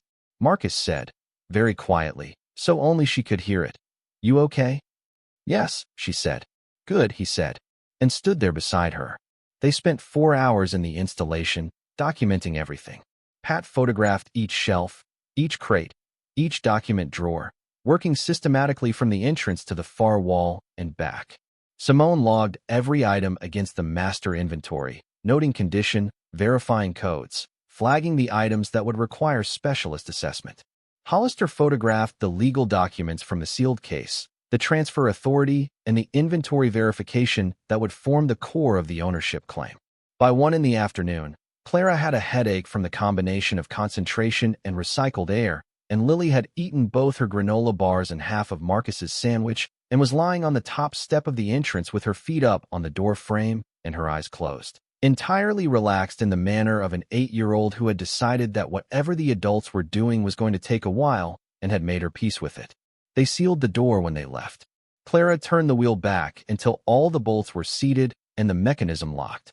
She stood on the steps for a moment after, one hand resting on the steel, feeling the cold of it. Her grandfather had stood here, probably, in this exact posture, had rested his hand here and felt the cold metal and known what was on the other side, and turned and walked back up the path to his ordinary life with his maintenance log and his crossword puzzle and his occasional drive to Crescent Falls for supplies. She understood him better now. Not fully. She would probably never understand him fully. There were 60 years of solitude in there that she could not reconstruct from files and photographs and a 2-page letter. But she understood the choice. She understood the cost of it, and she understood why he had made it, and she understood why he had given this to her. She walked back up the path. They sat on the porch in the late afternoon shade, Clara and Hollister and Simone, while Pat loaded equipment into his truck and Marcus brought out glasses of water from the kitchen and Lily drew the concrete structure from the rise because she had decided it was interesting looking. Hollister set down his glass. I want to be direct with you about what's coming, he said. Please. You have a strong legal claim. The documents are genuine, the stewardship agreement is valid, and the dissolution clause appears to favor your position. But the federal government is going to have something to say about this regardless of what the paperwork shows. The classified materials alone will trigger mandatory reporting requirements. The recovered art from Operation Provenance should by rights be returned to the countries of origin, and that process will involve multiple governments and potentially years of negotiation. The gold and currency reserves will attract interest from people you haven't met yet. He paused. You are going to need to be very careful about who you talk to and when. I know. There is also the family situation. I know that too. He nodded. I want to file an amended claim tomorrow, one that references the installation specifically, with the inventory attached. Getting this into the public record before anyone else can act is critical. Once it's filed, any challenge has to respond to what's already established rather than establishing its own version first. He looked at her. Your Uncle Frank called my office this afternoon, by the way. Clara's expression didn't change. He found your name in the county filings from this morning, Hollister said. He asked whether I was representing your interests, and I confirmed that I was. He said he was retaining his own counsel. That was fast, Clara said. He had a lawyer ready. Hollister's tone was neutral. He's been prepared for this longer than he's let on. Clara thought about this. About Frank's call that morning, the rehearsed quality of his language, the way he'd already framed the challenge before she'd had a chance to understand what she had. He had been waiting. He'd known, or suspected, that there was something here, and he had been positioning himself. She thought about her grandfather's letter. Fight for it if you have to. I believe you know how. File the amended claim tomorrow, she said. Hollister nodded. I'll have it ready by morning. After he left, and after Simone had gone with Pat and her inventory notes, and after Lily had been fed and put to bed in the small bedroom with the quilt pulled over her and Gerald tucked in beside her, Clara sat on the porch in the dark. The plains at night had a quality of space she hadn't experienced anywhere else she'd lived, a silence that was not emptiness but depth, as if the darkness itself went further out here than it did in other places. The stars were very close. The wind had died down to almost nothing. It was the kind of night that made it difficult to maintain the urgency of things, the particular piece of a landscape so large that human concerns looked small inside it. She didn't let herself stay in that peace too long. She had learned that peace was something you earned in intervals, between the necessary work of dealing with the actual world. The actual world was moving fast right now, and would continue moving whether she was ready for it or not. She thought about Uncle Frank, who had a lawyer standing by, and had been preparing for this longer than he'd admitted. She thought about Frank's version of the story, the one he would tell a judge if it came to that, the incompetent old man, and the opportunist granddaughter, and the family legacy being stolen by someone who had showed up at the last minute and taken advantage of a dying person's confusion. It was a story that would have a certain emotional logic to an outside listener. It would require an answer. She thought about what her answer was. She thought about 30 years of twice-monthly maintenance logs in a binder. About a man who kept paying a debt even after the other party stopped keeping theirs. About a letter at the bottom of a box, written 8 months ago, in the deliberate handwriting of someone who understood he was running out of time and had something to say. She thought about what Frank's maintenance logs looked like, whether he had any, whether he had spent a single day of his life honoring an obligation that inconvenienced him. That was her answer. She was sitting there thinking, turning the day over in her mind with the particular thoroughness of someone who understood that the next few weeks would require her to have thought through things she hadn't encountered before, when she saw the headlights on the county road. This was not unusual. The road connected Crescent Falls to several other properties further out, and she had seen a handful of vehicles pass during the previous day. But this truck slowed as it reached the ranch entrance. It did not stop. It moved at reduced speed past the tilted stone pillars and the rusted sign, and then it picked up speed again and continued down the road and was gone. She watched the taillights until they disappeared. She told herself it was a neighbor, a rancher checking a fence line, someone with ordinary business on the county road at 9 in the evening. She told herself this with the reasonableness of a person who did not want to add a new item to the list of things she was managing. Then her phone rang. The number was blocked. No area code visible. Just the word private where the number should have been. She answered it. A man's voice. Measured, precise, the kind of voice that belonged to someone accustomed to delivering information that mattered. Not threatening. Not friendly. Ms. Reyes, he said. My name is not important right now.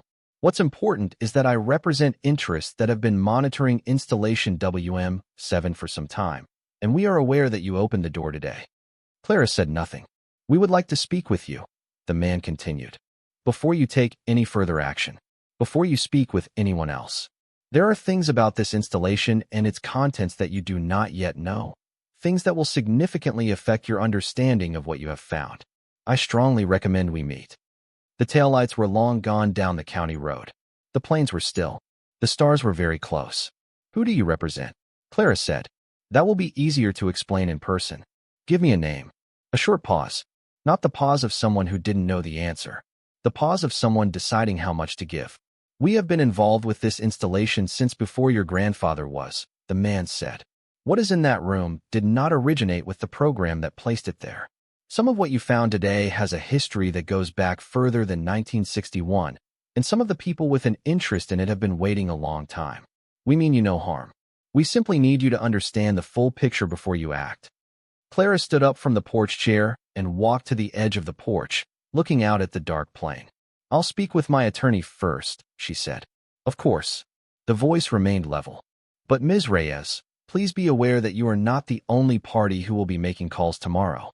The moment those amended documents are filed in the morning, this situation moves into a different phase.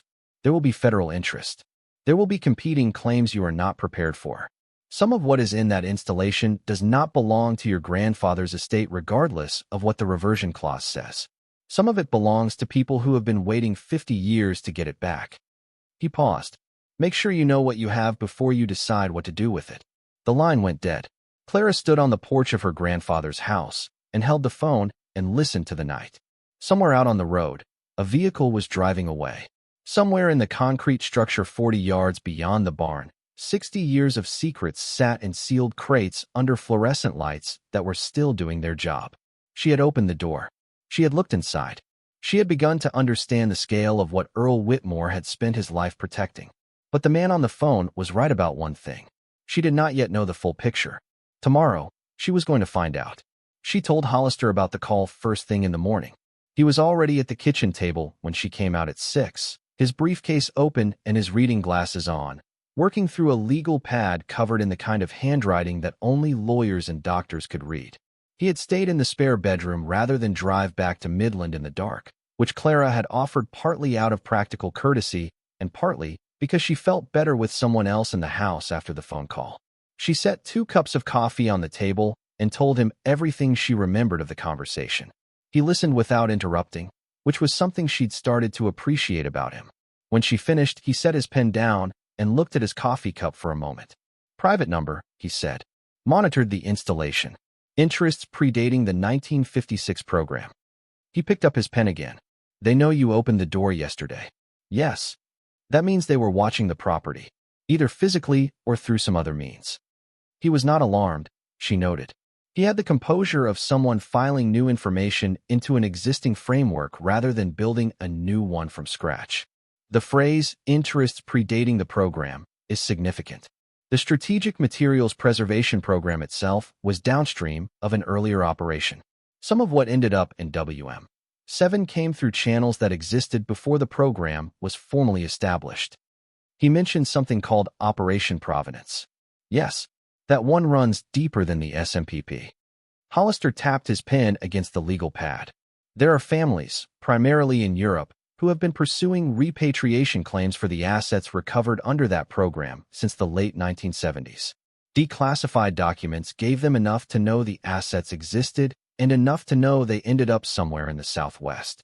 But the dissolution of the overseeing program in 1973 scattered the paper trail in ways that made the specific location almost impossible to pin down through official channels. He looked at her. If someone has been tracking this installation for years, they may very well be representing those families. Clara thought about the portfolio in the drawer, the pencil lines, the provenance card. If they are, she said carefully, are they a problem? That depends entirely on what they want. Hollister picked up his coffee. If they want to work with you to facilitate legitimate repatriation of the Operation Provenance materials, then no. They may actually be useful.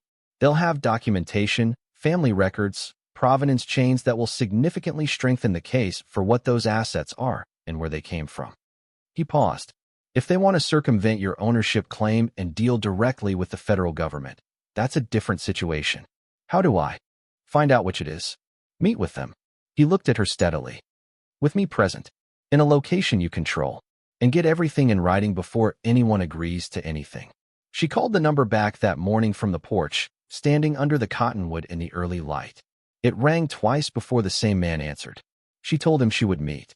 She gave him the address. She told him to come at 2 that afternoon. His name, it turned out, was Thomas Vega. He arrived in a rental car at 1:58, precisely, which told Clara something about him. He was 50-some, lean, with dark eyes and the particular quality of attention that came from spending a significant portion of your professional life reading people's faces for signs of what they weren't saying. He carried a leather folio and wore clothes that were good without being conspicuous. He shook Clara's hand, and then Hollister's, and he looked at Marcus with the same slight recalibration of expectation that most adults had when they encountered a 14-year-old who met their eyes and said nothing unnecessary. Lily was at the table drawing. Gerald was on her lap. They sat on the porch because it was the largest open space the house offered for 4 adults. The plains stretched out in every direction under a white-blue October sky. Vega opened his folio and set several documents on the table between them. I represent a coalition of 12 families, he said. 8 from France, 2 from Belgium, 1 from the Netherlands, 1 from Poland. All of them had cultural property seized during the German occupation of Western Europe between 1940 and 1944. All of them had that property subsequently recovered by American intelligence operations in the late 1940s and early 1950s. And all of them have been waiting, in some cases for 70 years, for that property to be returned. He slid the top document toward Clara. It was a list of names, each with a description of recovered property beside it. She recognized the first entry, Renoir preparatory drawings, 3 pieces, Paris Provenance, seized 1941. Beside it, a family name, Beaumont Lefebvre. We have known since 2009 that the recovered assets were consolidated at a southwestern installation, Vega continued. Declassified documents gave us that much. What we did not know was the specific location. We have been working through Freedom of Information requests and archival research for 15 years, trying to narrow it down. He paused. Last month, a document batch was released that contained a partial address. Crescent Falls County, Texas. We engaged a research firm to identify the likely properties. Your grandfather's ranch was one of 3 candidates. You've been watching the ranch, Hollister said.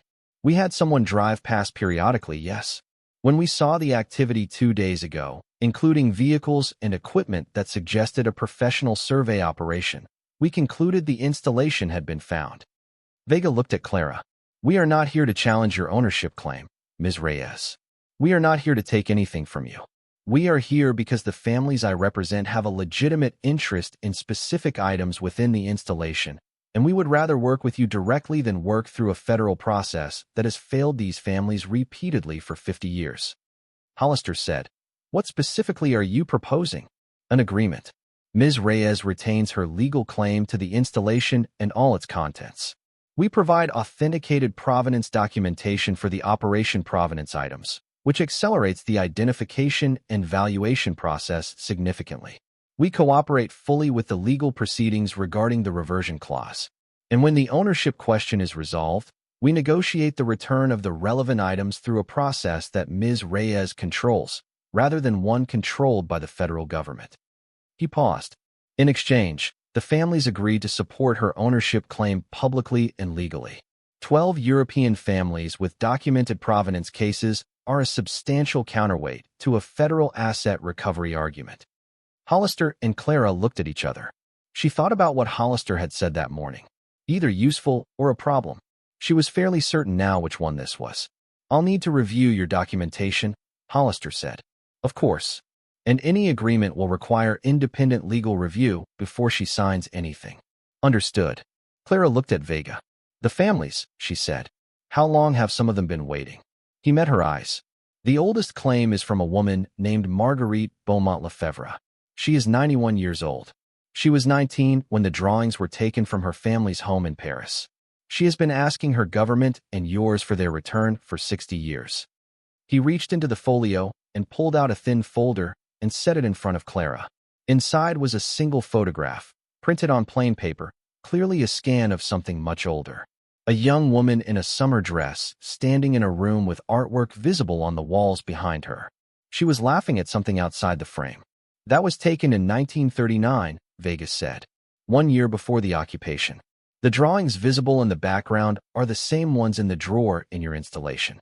Clara looked at the photograph for a long moment. The laughing girl who was now 91. The drawings behind her on the wall of her family's home.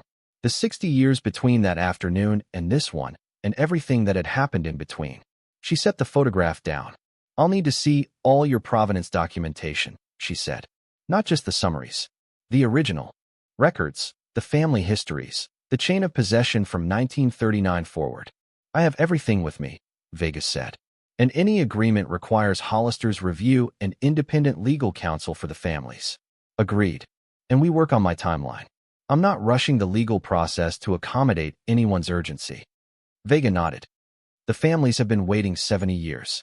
They can wait a few more months if it means the outcome is right. The plains were very still. Somewhere in the distance, the windmill turned slowly. Let's talk, Clara said. The federal government arrived 2 days later, which was exactly as fast as Hollister had predicted and exactly the form he'd predicted it would take. 2 men in plain dark suits in a rental car, representing the Defense Department's Office of Asset Management and Review, carrying a letter asserting federal interest in the contents of Installation WM-7 pending review of applicable reversion and disposal statutes. They arrived at 9 in the morning. Hollister was already at the kitchen table. He let them in, offered coffee, which they declined, and sat across from them with the amended ownership filing, the 1956 stewardship contract, Section 14C, and the documentation of program dissolution from 1973. He had spent 2 days preparing for this exact conversation, and it showed.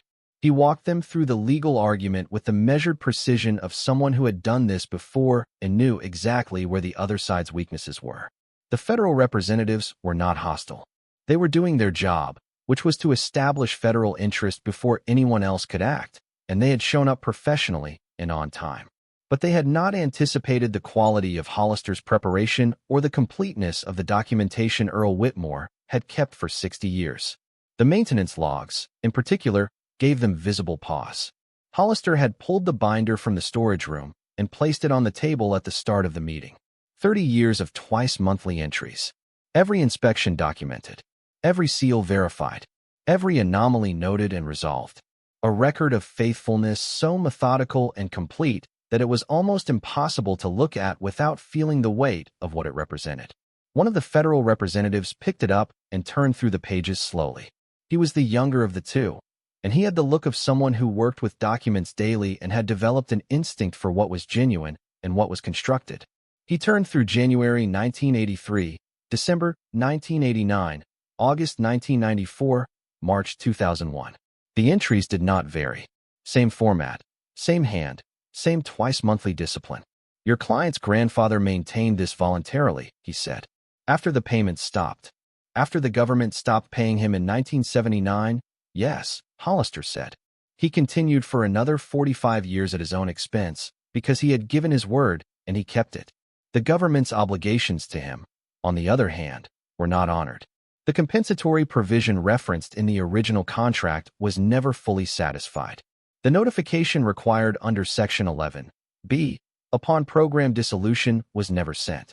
The formal dissolution certificate required by the contract terms was never delivered. He paused. My client is not attempting to take anything from the federal government. She is claiming what the contract itself, signed by a duly authorized government representative in 1956, says belongs to her grandfather's estate. The older representative had been reading the dissolution documentation while Hollister talked. He set it down and looked across the table at Clara directly. It was the first time either of them had looked at her rather than at Hollister, and it lasted long enough to suggest he was recalibrating something. Ms. Reyes, he said, Are you aware that some of the materials in the installation are still classified? My attorney has advised me of the disclosure requirements, she said.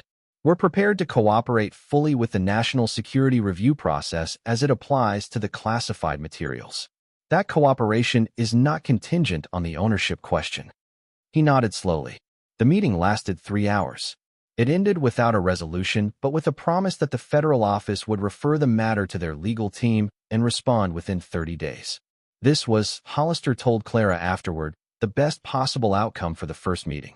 They're not going to fight this in court, he said. The combination of the reversion clause, the documented breach of their own obligations, and the PR situation of suing a single mother over a promise they abandoned in 1979 makes this unwinnable for them publicly. They'll look for a negotiated exit. How long will that take? If we keep the pressure on? 60 days, maybe 90. That afternoon, Uncle Frank's lawyer arrived in a separate car. He had not coordinated with the federal representatives, which told Clara something about the relationship between those two challenges. Frank had filed his formal will contest 2 days earlier, and his lawyer, a man from Amarillo named Clive Duchamp, who had the particular manner of someone accustomed to doing competent work for unreasonable clients, served Clara with the paperwork on the front porch of the ranch. Marcus watched from the doorway. Duchamp was professional about it, which Clara appreciated. He explained the grounds of the contest: undue influence, lack of testamentary capacity, and inadequate family provision, handed her the documents, and left without lingering. She stood on the porch holding the papers and felt the thing she'd been bracing for since Frank's phone call actually arrived.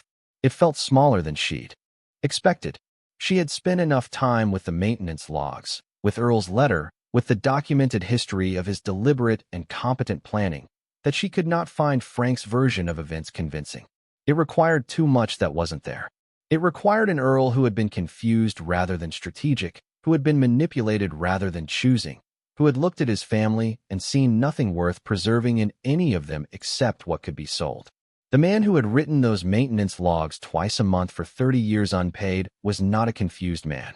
He was one of the most purposeful people she had ever read the record of. She called Hollister. She told him the papers had been served. Expected, he said. We file our response tomorrow. The discovery process will work in our favor. How so? Because Frank's argument depends on establishing that your grandfather lacked judgment. And we have 30 years of documented evidence of exactly the opposite. A pause. Also, I made a few calls this morning. Your Uncle Frank borrowed money from 2 separate private lenders in 2021 and 2022, using his anticipated inheritance as informal collateral. He's carrying significant personal debt and has been counting on this inheritance to resolve it. That establishes financial motive for the contest. Clara was quiet for a moment. He's not wrong that the money would change his life, she said. No, Hollister said. But being in need of money doesn't give you a right to someone else's. A local television crew arrived on the 4th day, which was how Clara learned the story had reached the regional news. A reporter named Elena Diaz from the Midland Odessa ABC affiliate, Trim and Direct, with a recorder and a cameraman and the professional amiability of someone who covered hard news and had learned to put people at ease quickly. She had knocked on the gate post rather than driving in, which Clara noticed and considered a meaningful choice. Clara had not planned to talk to the press yet. Hollister had counseled caution, the standard legal advice about not getting ahead of the proceedings. But she stood at the gate and looked at Elena Diaz, and she thought about the story that was going to get told about her if she didn't tell it herself. The version Uncle Frank's lawyer would put out. The version the federal representatives would allow to drift into the background. The version where Clara Reyes was either an opportunist who had maneuvered a dying old man or a confused young woman who didn't understand what she had. She opened the gate. They sat on the front porch, the two of them, while the cameraman stood at a respectful distance. Elena asked good questions. She had done her research, which Clara could tell from the specificity of what she asked rather than what she didn't know. She asked about Earl, about the maintenance logs, about the phone call from Pruitt on the night of the eviction notice, about what it had been like to open the door. Clara answered honestly, the way she'd answered everything since this began. She did not overstate. She did not perform emotion she wasn't feeling or suppress emotion she was. She said what was true, that she had barely known her grandfather, that he had kept his word for 60 years to a government that stopped keeping theirs, that she had found his letter at the bottom of a box and understood for the first time why he had chosen her, and that she intended to honor what he had built and what he had asked of her. She showed Elena the maintenance log. Not the full binder, just 2 pages. The cameraman filmed them. Twice monthly entries in a steady hand, year after year, decade after decade. He never missed one, Clara said. Not once. 30 years. Elena Diaz looked at the pages for a long moment. The story ran that evening on the regional broadcast and appeared on the affiliate's website before midnight. By the following morning, it had been picked up by 3 national outlets. By afternoon, Clara's phone had received more calls than she'd gotten in the previous 3 months combined, which was saying something given how busy the last 2 weeks had been. The story that traveled was not the story of a fortune discovered beneath a Texas ranch, though that was the headline that got people to click. The story that people responded to was the maintenance log, the twice-monthly entries, the 45 years of unpaid service. The man who had kept a promise to a government that had stopped keeping its own, not because anyone was watching, not because anyone was paying, but because he had said he would, and that was sufficient. It turned out that a story about a man keeping his word for 60 years was something people needed to hear. Messages arrived from veterans, from ranchers, from families who had similar stories of quiet faithfulness going unrecognized, from a woman in Missouri whose grandfather had done something similar with a different agency in a different era and never received the compensation he was owed, from a retired government archivist in Washington who had spent 30 years trying to track the assets of dissolved Cold War programs and had assumed this particular trail was permanently cold, from a historian in Austin who had written a book about the Strategic Materials Preservation Program and had never imagined any of the installations had survived intact. But the messages that stopped Clara completely, that she read and then had to set her phone down and sit with for a while, were the ones from people who didn't have anything to do with the Cold War or military history or government programs. They were from ordinary people, people who had gotten up every day and done what they said they would do and felt, for years, like the world hadn't noticed. People who kept showing up to jobs that didn't pay them enough. People who raised children alone. People who honored commitments in the specific, unglamorous, daily way that Earl Whitmore had honored his, quietly and completely, and without anyone thanking them for it. They wrote to Clara because she was the one in the news, but the story they were responding to was Earl's. He had given them language for something they had been doing without recognition. The story had hit something that years of quiet faithfulness and small surrender had left raw and ready to respond. Hollister called her on the 5th day of the coverage. The federal office called, he said. They want to expedite the review. How expedite it? They're proposing a 30-day assessment rather than 90. Clara thought about Marguerite Beaumont Lefevre, 91 years old, who had been asking for her family's drawings back for 60 years.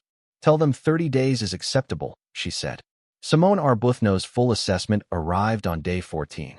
She had brought in 4 additional specialists, a gold appraiser from Dallas, a currency historian from the University of Texas, a classified materials analyst with government clearances who had agreed to sign non-disclosure agreements sufficient for everyone's comfort, and an art authentication specialist from New York named Dr. Jerome Park, who had flown down and spent 3 days in the installation with Simone before delivering his findings.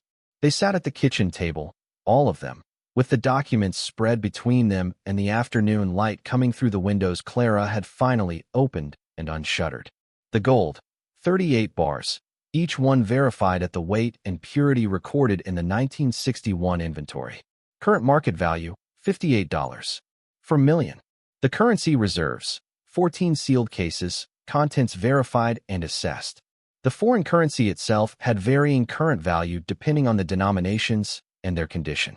More significantly, several cases contained currency from nations and governments that no longer existed, giving them significant numismatic and historical value well beyond their face denomination. Total assessment, $43 million. The classified operational documents. Their monetary value was less straightforward, as the government would need to be involved in their disposition regardless of the ownership question. But their historical significance was enormous.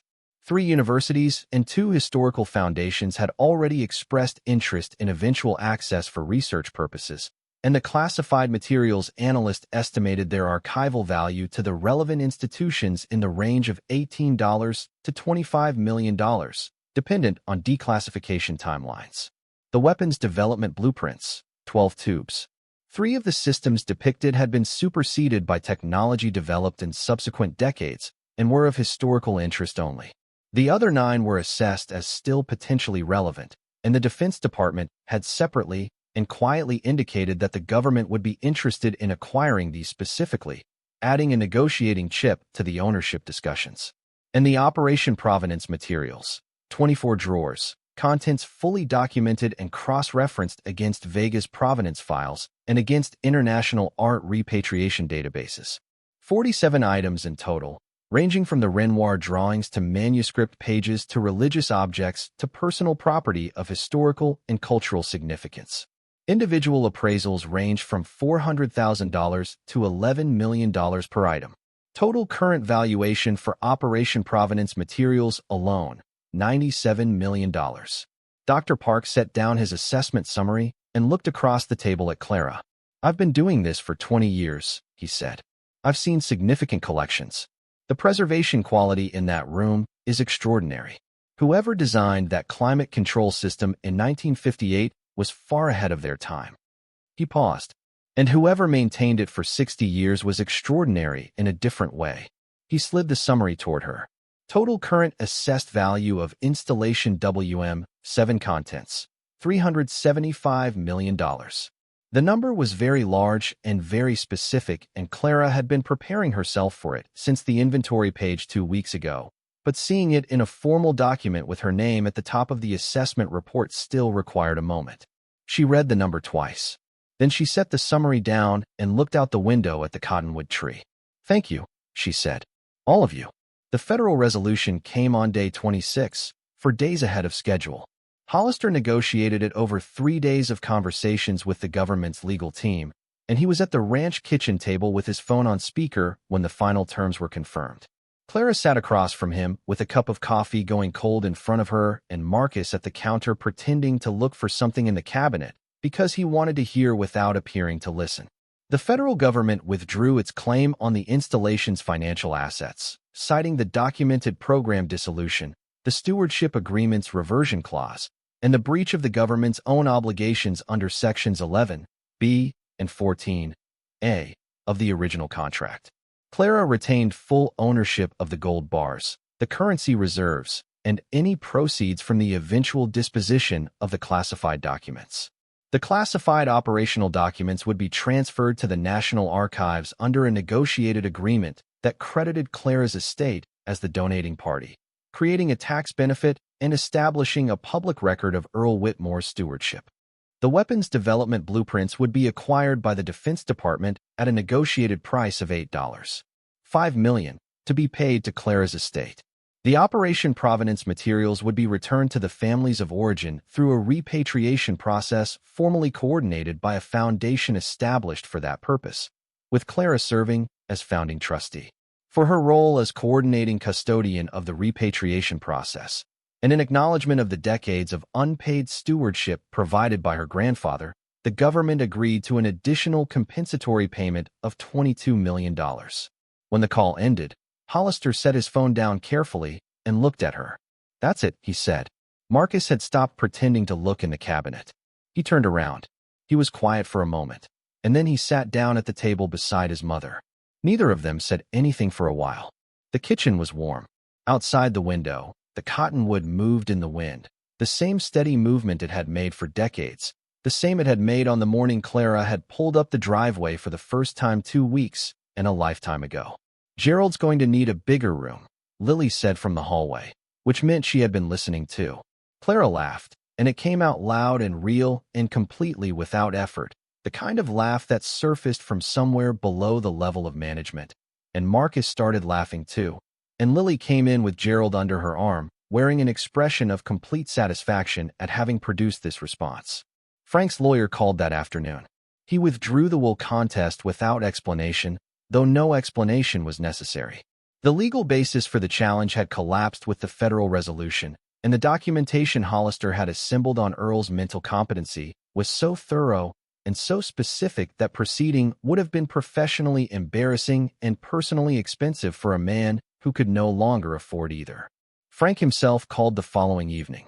Clara answered. He was quiet for the first few seconds in a way that was different from his usual silences, which were calculated and filled with what he planned to say next. This silence was something else. The silence of a man sitting with something he didn't quite know how to put down. I suppose I was wrong about some things, he said finally. Yes, she said. Another quiet. I always assumed he was just stubborn, that he stayed out there alone because he was too proud to admit he needed people. A pause. It never occurred to me there was a reason. Clara thought about the maintenance logs. About 45 years of twice-monthly entries, unpaid, unobserved, faithful. About a man who could not tell his family why he stayed and chose to let them think the worst of him rather than break a promise. He wasn't able to tell you, she said. That wasn't stubbornness. It was the agreement. Frank was quiet with that for a moment. He could have found a way, he said, and there was something underneath the words that sounded less like accusation than old hurt. The specific hurt of a child who grew up feeling unloved by a grandfather and had only now, at the end of everything, learned the shape of what had actually been happening. Clara thought about this carefully. She thought about how she wanted to handle the next part. She was not angry with Frank, exactly. He had done what people did when they felt something slipping away from them and feared they were going to be left with nothing. It was not admirable, but it was human. I'm going to establish the Repatriation Foundation in Earl's name, she said. If you want to be involved in a genuine way, as a trustee or a board member, working towards something that matters, I'm open to that conversation. He didn't answer right away. When he did, his voice had lost the prepared quality it usually had. I'll think about it, he said. That's all I'm asking. She set the phone down and sat at the kitchen table where Earl had done his crosswords and his maintenance logs and felt the particular clarity of a person who has fought something real and won it fairly and has no debt left to carry into what comes next. The news coverage continued for several weeks, cycling through the various stages of a story that had caught people's attention. There were profiles of Earl. There was a documentary filmmaker from Austin who called about a project. There was a petition from a veterans advocacy group requesting that the government formally recognize Earl Whitmore's decades of unpaid service, which collected 50,000 signatures in 4 days. The federal government issued a statement acknowledging Earl's contribution to the program and expressing regret that the compensatory obligations had not been met during his lifetime. It was a bureaucratic statement, carefully worded to acknowledge without admitting liability, but it was something. It was the government's version of saying he had been right all along. Clara read it, thought about the maintenance logs, and decided it was enough. She paid the back rent first, all $6,400 of it, plus the 2 months she would have owed by the time she got back to Albuquerque, plus a conversation with Gervais the landlord in which she informed him she was buying out her lease and would be providing notice before the end of the month because she was moving. She paid the credit card in full the same day. The $1,200 for the alternator that had been sitting there accumulating interest for almost a year. She paid it and closed her eyes for a moment and let herself feel the specific relief of a debt that was finished. She had carried that debt the way you carry a stone in your shoe, present in every step. Not unbearable, but constant, and its absence was startling. She bought a house. Not a large one, nothing that announced itself. A 3-bedroom with a yard in a neighborhood where the school was decent and the streets were quiet. The yard had a tree in it that was not a cottonwood, but was old enough to have its own dignity. Lily spent the first afternoon she saw it sitting underneath it, drawing it in her notebook with the careful attention she brought to things she decided were worth preserving. Marcus's room had bookshelves built into one wall. He stood in the doorway the first time he saw it, and was quiet for a long moment. And then he said, "Okay," in a voice that was trying very hard not to show how much it meant, which was how Clara knew exactly how much it meant. She reinstated the health insurance. She did this on the first day it was possible to do it, before she had unpacked anything in the new house, before she had set up utilities, before she had done any of the 100 practical things that a new house required. She sat in the empty kitchen on a folding chair and reinstated it on her phone, and felt the background hum that had been running below everything else for 10 months simply stop. Marcus's college fund was established the same week. A figure large enough that he could attend anywhere he qualified for, study anything he found worth studying, without the weight of that question being his to carry. She enrolled in the property management and nonprofit law courses that Hollister recommended, because running a foundation required knowing things she didn't know yet, and she had learned well enough by now that not knowing things was not a permanent condition. Derek called once, when the story broke nationally. She answered. He said he was glad things had worked out. She thanked him for calling. The conversation was 90 seconds long. The foundation was established in the name of Earl Wendell Whitmore, and its first formal act was a ceremony in Paris, held in a gallery donated for the occasion by one of the 12 families Vega represented. Clara flew over with Hollister and Vega in October, the same month she had first walked up the Whitmore Ranch driveway in a different kind of late afternoon light. The gallery was in a neighborhood that had been occupied for 4 years during the war and had gone on living in the way places that have survived terrible things go on living, with an awareness of what they'd survived that informed the quality of the ordinary life built on top of it. The room was not large. About 40 people gathered in it, family members of the 12 coalitions, several journalists, a representative from the French Ministry of Culture, and a woman in a wheelchair in the front row. Marguerite Beaumont-Lefevre wore a dark blue dress and her gray hair pinned back, and she sat very still while the ceremony opened and the foundation's purpose was explained and the repatriation agreement was formally announced. She did not look at Clara during any of this. She was looking at the far wall, where the 3 Renoir drawings had been mounted properly and lit for the first time in 80 years. When the speeches were done and the room shifted from formal proceedings to something looser, Clara walked over and stood beside the wheelchair. She didn't say anything for a moment. She wasn't sure what to say. The distance between what this woman had lived and what Clara had experienced, the war, the occupation, the loss, the 70 years of asking and not being answered, was a distance Clara could acknowledge but not fully cross. Marguerite looked up at her. She said something in French. Vega was standing nearby, and he translated quietly. She said, "I did not think I would see them again before I died. I had stopped allowing myself to expect it." "I'm glad you didn't have to," Clara said. The old woman looked back at the drawings on the wall. She reached out and took Clara's hand with both of hers, the grip of someone who was 80 years past the strength of youth, but who had not lost the intention behind a gesture. She said something else. Vega translated, "Your grandfather was a good man. Please tell him thank you from my family." Clara said, "I'll tell him." She meant it. She said it in the language she had started using at the ranch when she needed someone to talk to, and he was the one she was thinking about. Not prayer exactly, not quite. Something between memory and address. Speaking to a person no longer reachable through ordinary means, but still, in the way the dead are present in the things they leave behind, available. She went back to the ranch 2 months after the Paris ceremony. She went alone, which she had not done before. Marcus was in school, Lily was with a friend, and Clara had driven the 11 hours without the 4 o'clock departure or the drowsy silence of children asleep in the back seat. She arrived in the late afternoon, the same long golden light she'd seen on the day she'd first walked the rise and found the concrete structure. She unlocked the gate. The hinges still needed work. She drove slowly up the quarter-mile driveway and parked in front of the house and sat in the car for a moment just looking at it. The limestone walls, the cottonwood, the deep porch, Earl's house, and now, she supposed, hers, though she had not decided yet what it would become. The Foundation's conservation team had proposed using it as a documentation center for ongoing repatriation work. One of the historians involved with the Classified Documents Project had suggested it as a field research station. Hollister had mentioned a historic preservation designation that would protect the structure and the installation permanently. She had not decided. She was giving herself time. She had learned, over the past 2 months, that good decisions made with adequate time were reliably better than good decisions made under pressure, and she now had something she had not had for a very long time. The luxury of taking the time decisions deserved. She walked to the barn and stood in the smell of old hay and motor oil and looked at the tractor with its hood still open. She would have someone fix it. It seemed right to have it running again. She walked the path to the rise. At the top she stopped and looked at the concrete structure below.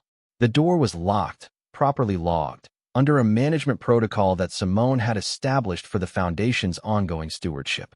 The installation itself was in the process of being professionally assessed and cataloged by the team of specialists who would work through the remaining contents over the following months before anything further was moved or transferred. The door that Lily had warned her not to open. The door that 60 years of her grandfather's faithfulness had kept sealed and secure. She stood there for a while in the late afternoon light, looking at it, and she thought about all the things that had been on the other side of it. Not just the gold and the documents and the recovered art, but the story itself. The story of a man who had said yes to a request from his government when he was young and strong, and had kept saying yes for the rest of his life, even when the request became a weight he carried alone. The story of a granddaughter who had driven 11 hours in the dark with 2 children and an eviction notice in her pocket towards something she couldn't see clearly yet, and had decided to go anyway. Both of them had been faithful to something. His faithfulness had lasted 60 years. Hers was just beginning. She turned and walked back down the rise and across the barnyard to the front of the house. The cottonwood was where it had always been, 30 feet from the front porch, its branches extended in every direction, its roots gone down into the earth as deep as anything on the property. Earl had sat under this tree. She knew from the worn patch of ground at its base. In the evenings when the work was done and the day had finished and the plains stretched out quiet in every direction, she sat down at the base of the tree and leaned her back against the bark and looked out at the land. It was her land now.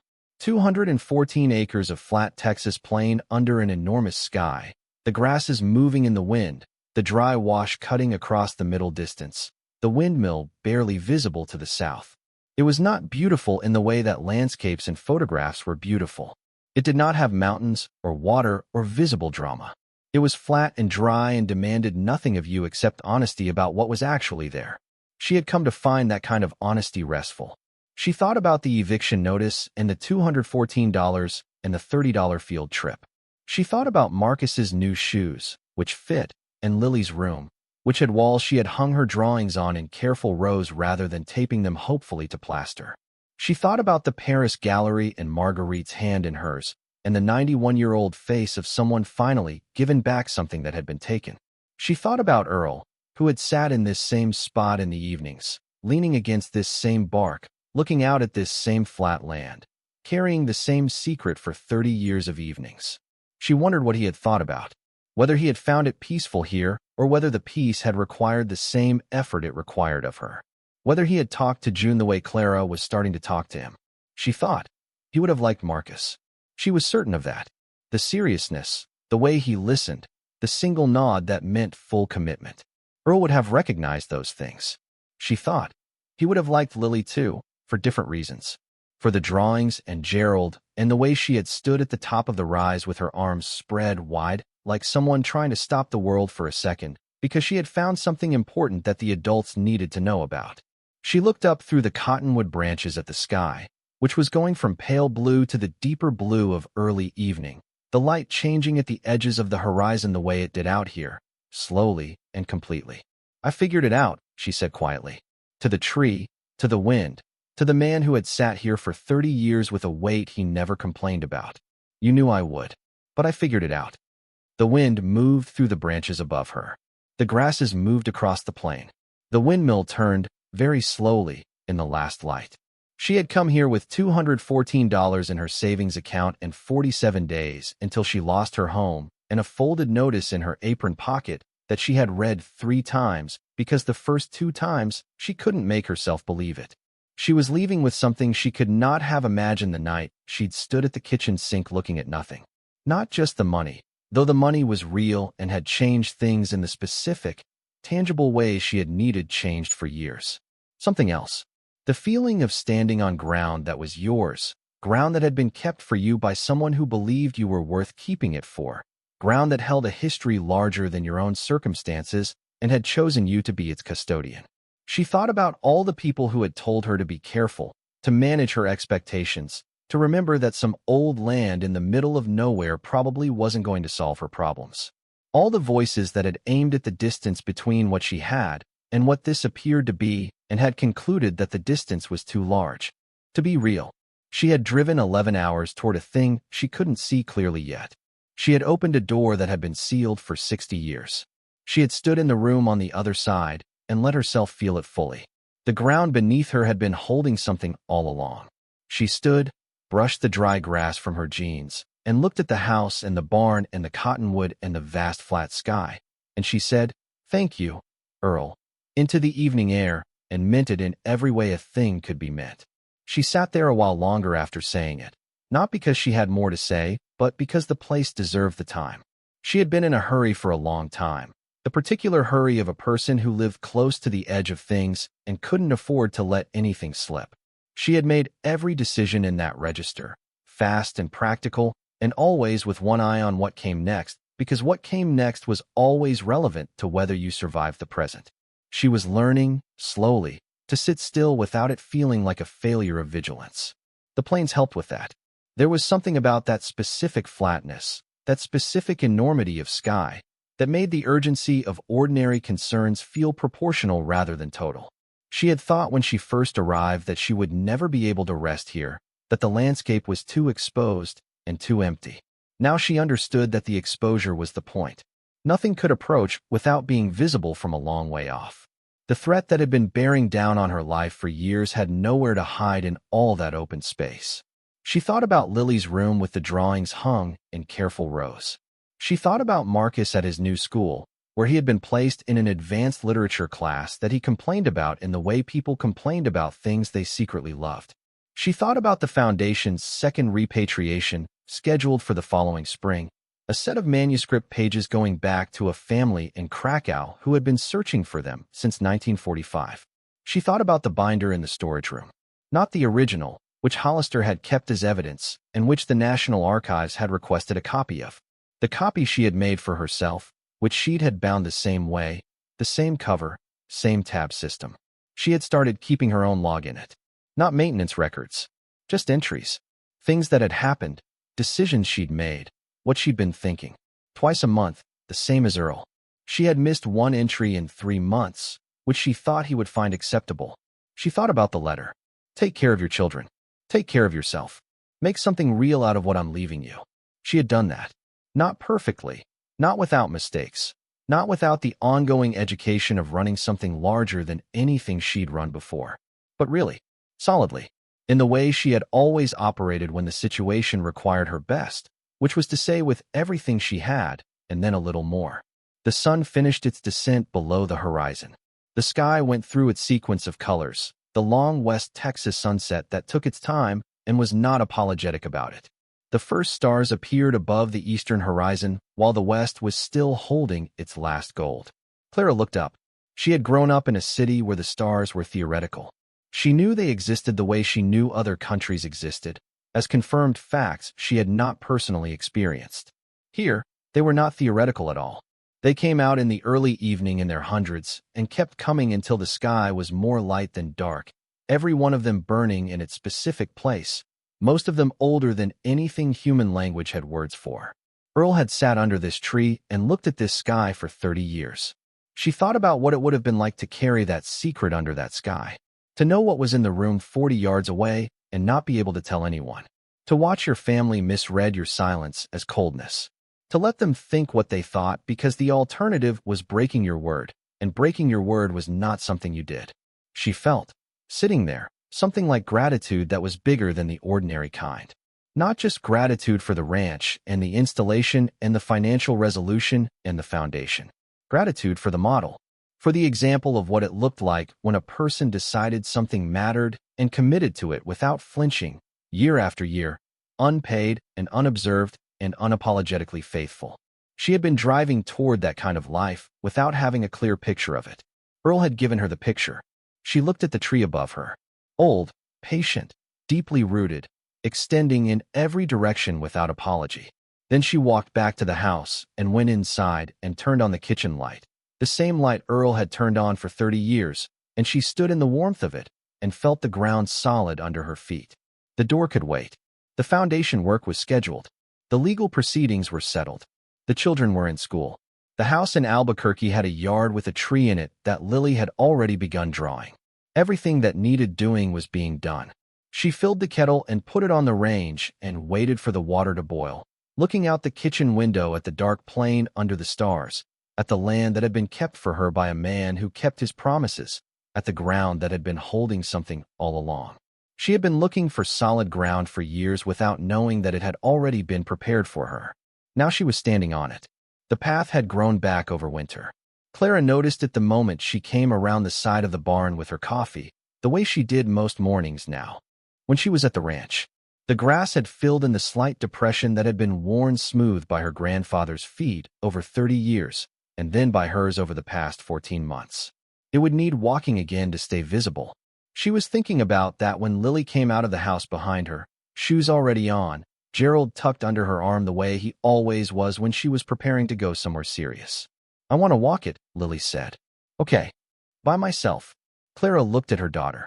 She was 9 now, tall for her age, her hair pulled back the way she'd started wearing it since the fall. She had the expression she used when she had been thinking about something for a while and had finally decided she was ready to say it. "You know where it goes," Clara said. "I know. And you know what's down there." "Yes." Lily shifted Gerald more firmly under her arm. "I just want to walk it. I'm not going to touch anything." Clara looked out at the rise in the distance. The morning light was coming across the plain at the low winter angle, turning everything clean and pale gold. The Foundation's conservation team had been out 2 weeks ago for the quarterly inspection. The installation was properly sealed and logged. Everything was as it should be. "Go ahead," she said. Lily walked. Clara stayed by the barn and watched her daughter cross the yard and pick up the path where it started near the pump house and follow it toward the rise. She walked at an even pace, not hurried, not hesitant, just walking. The grass moved around her feet in the light wind. Marcus appeared at the porch rail behind Clara, coffee in hand. He had come down for the weekend from Austin, where his first semester was finished and his second had not yet started. He stood beside her without asking what they were watching. He could see well enough. They watched Lily reach the top of the rise and stop. She stood there for a long moment, looking down at the concrete structure below, at the steel door her grandfather had tended for 60 years, at the thing that had changed all their lives. The wind pushed through the dry grass around her. Gerald was clutched against her side. Then she sat down at the crest of the rise and opened her notebook. She began to draw. Clara watched her daughter draw the door in her notebook on a January morning on her grandfather's land, and she felt the ground solid under her feet, and she thought, Earl would have liked this. She was certain of it. The path would need walking again to stay visible. She would walk it later. For now, she stayed where she was and watched her daughter draw. Thank you so much for watching until the end. If you love this story, check out the other videos on your screen now. I think you'll really enjoy them. And don't forget to subscribe if you haven't already. See you in the next story.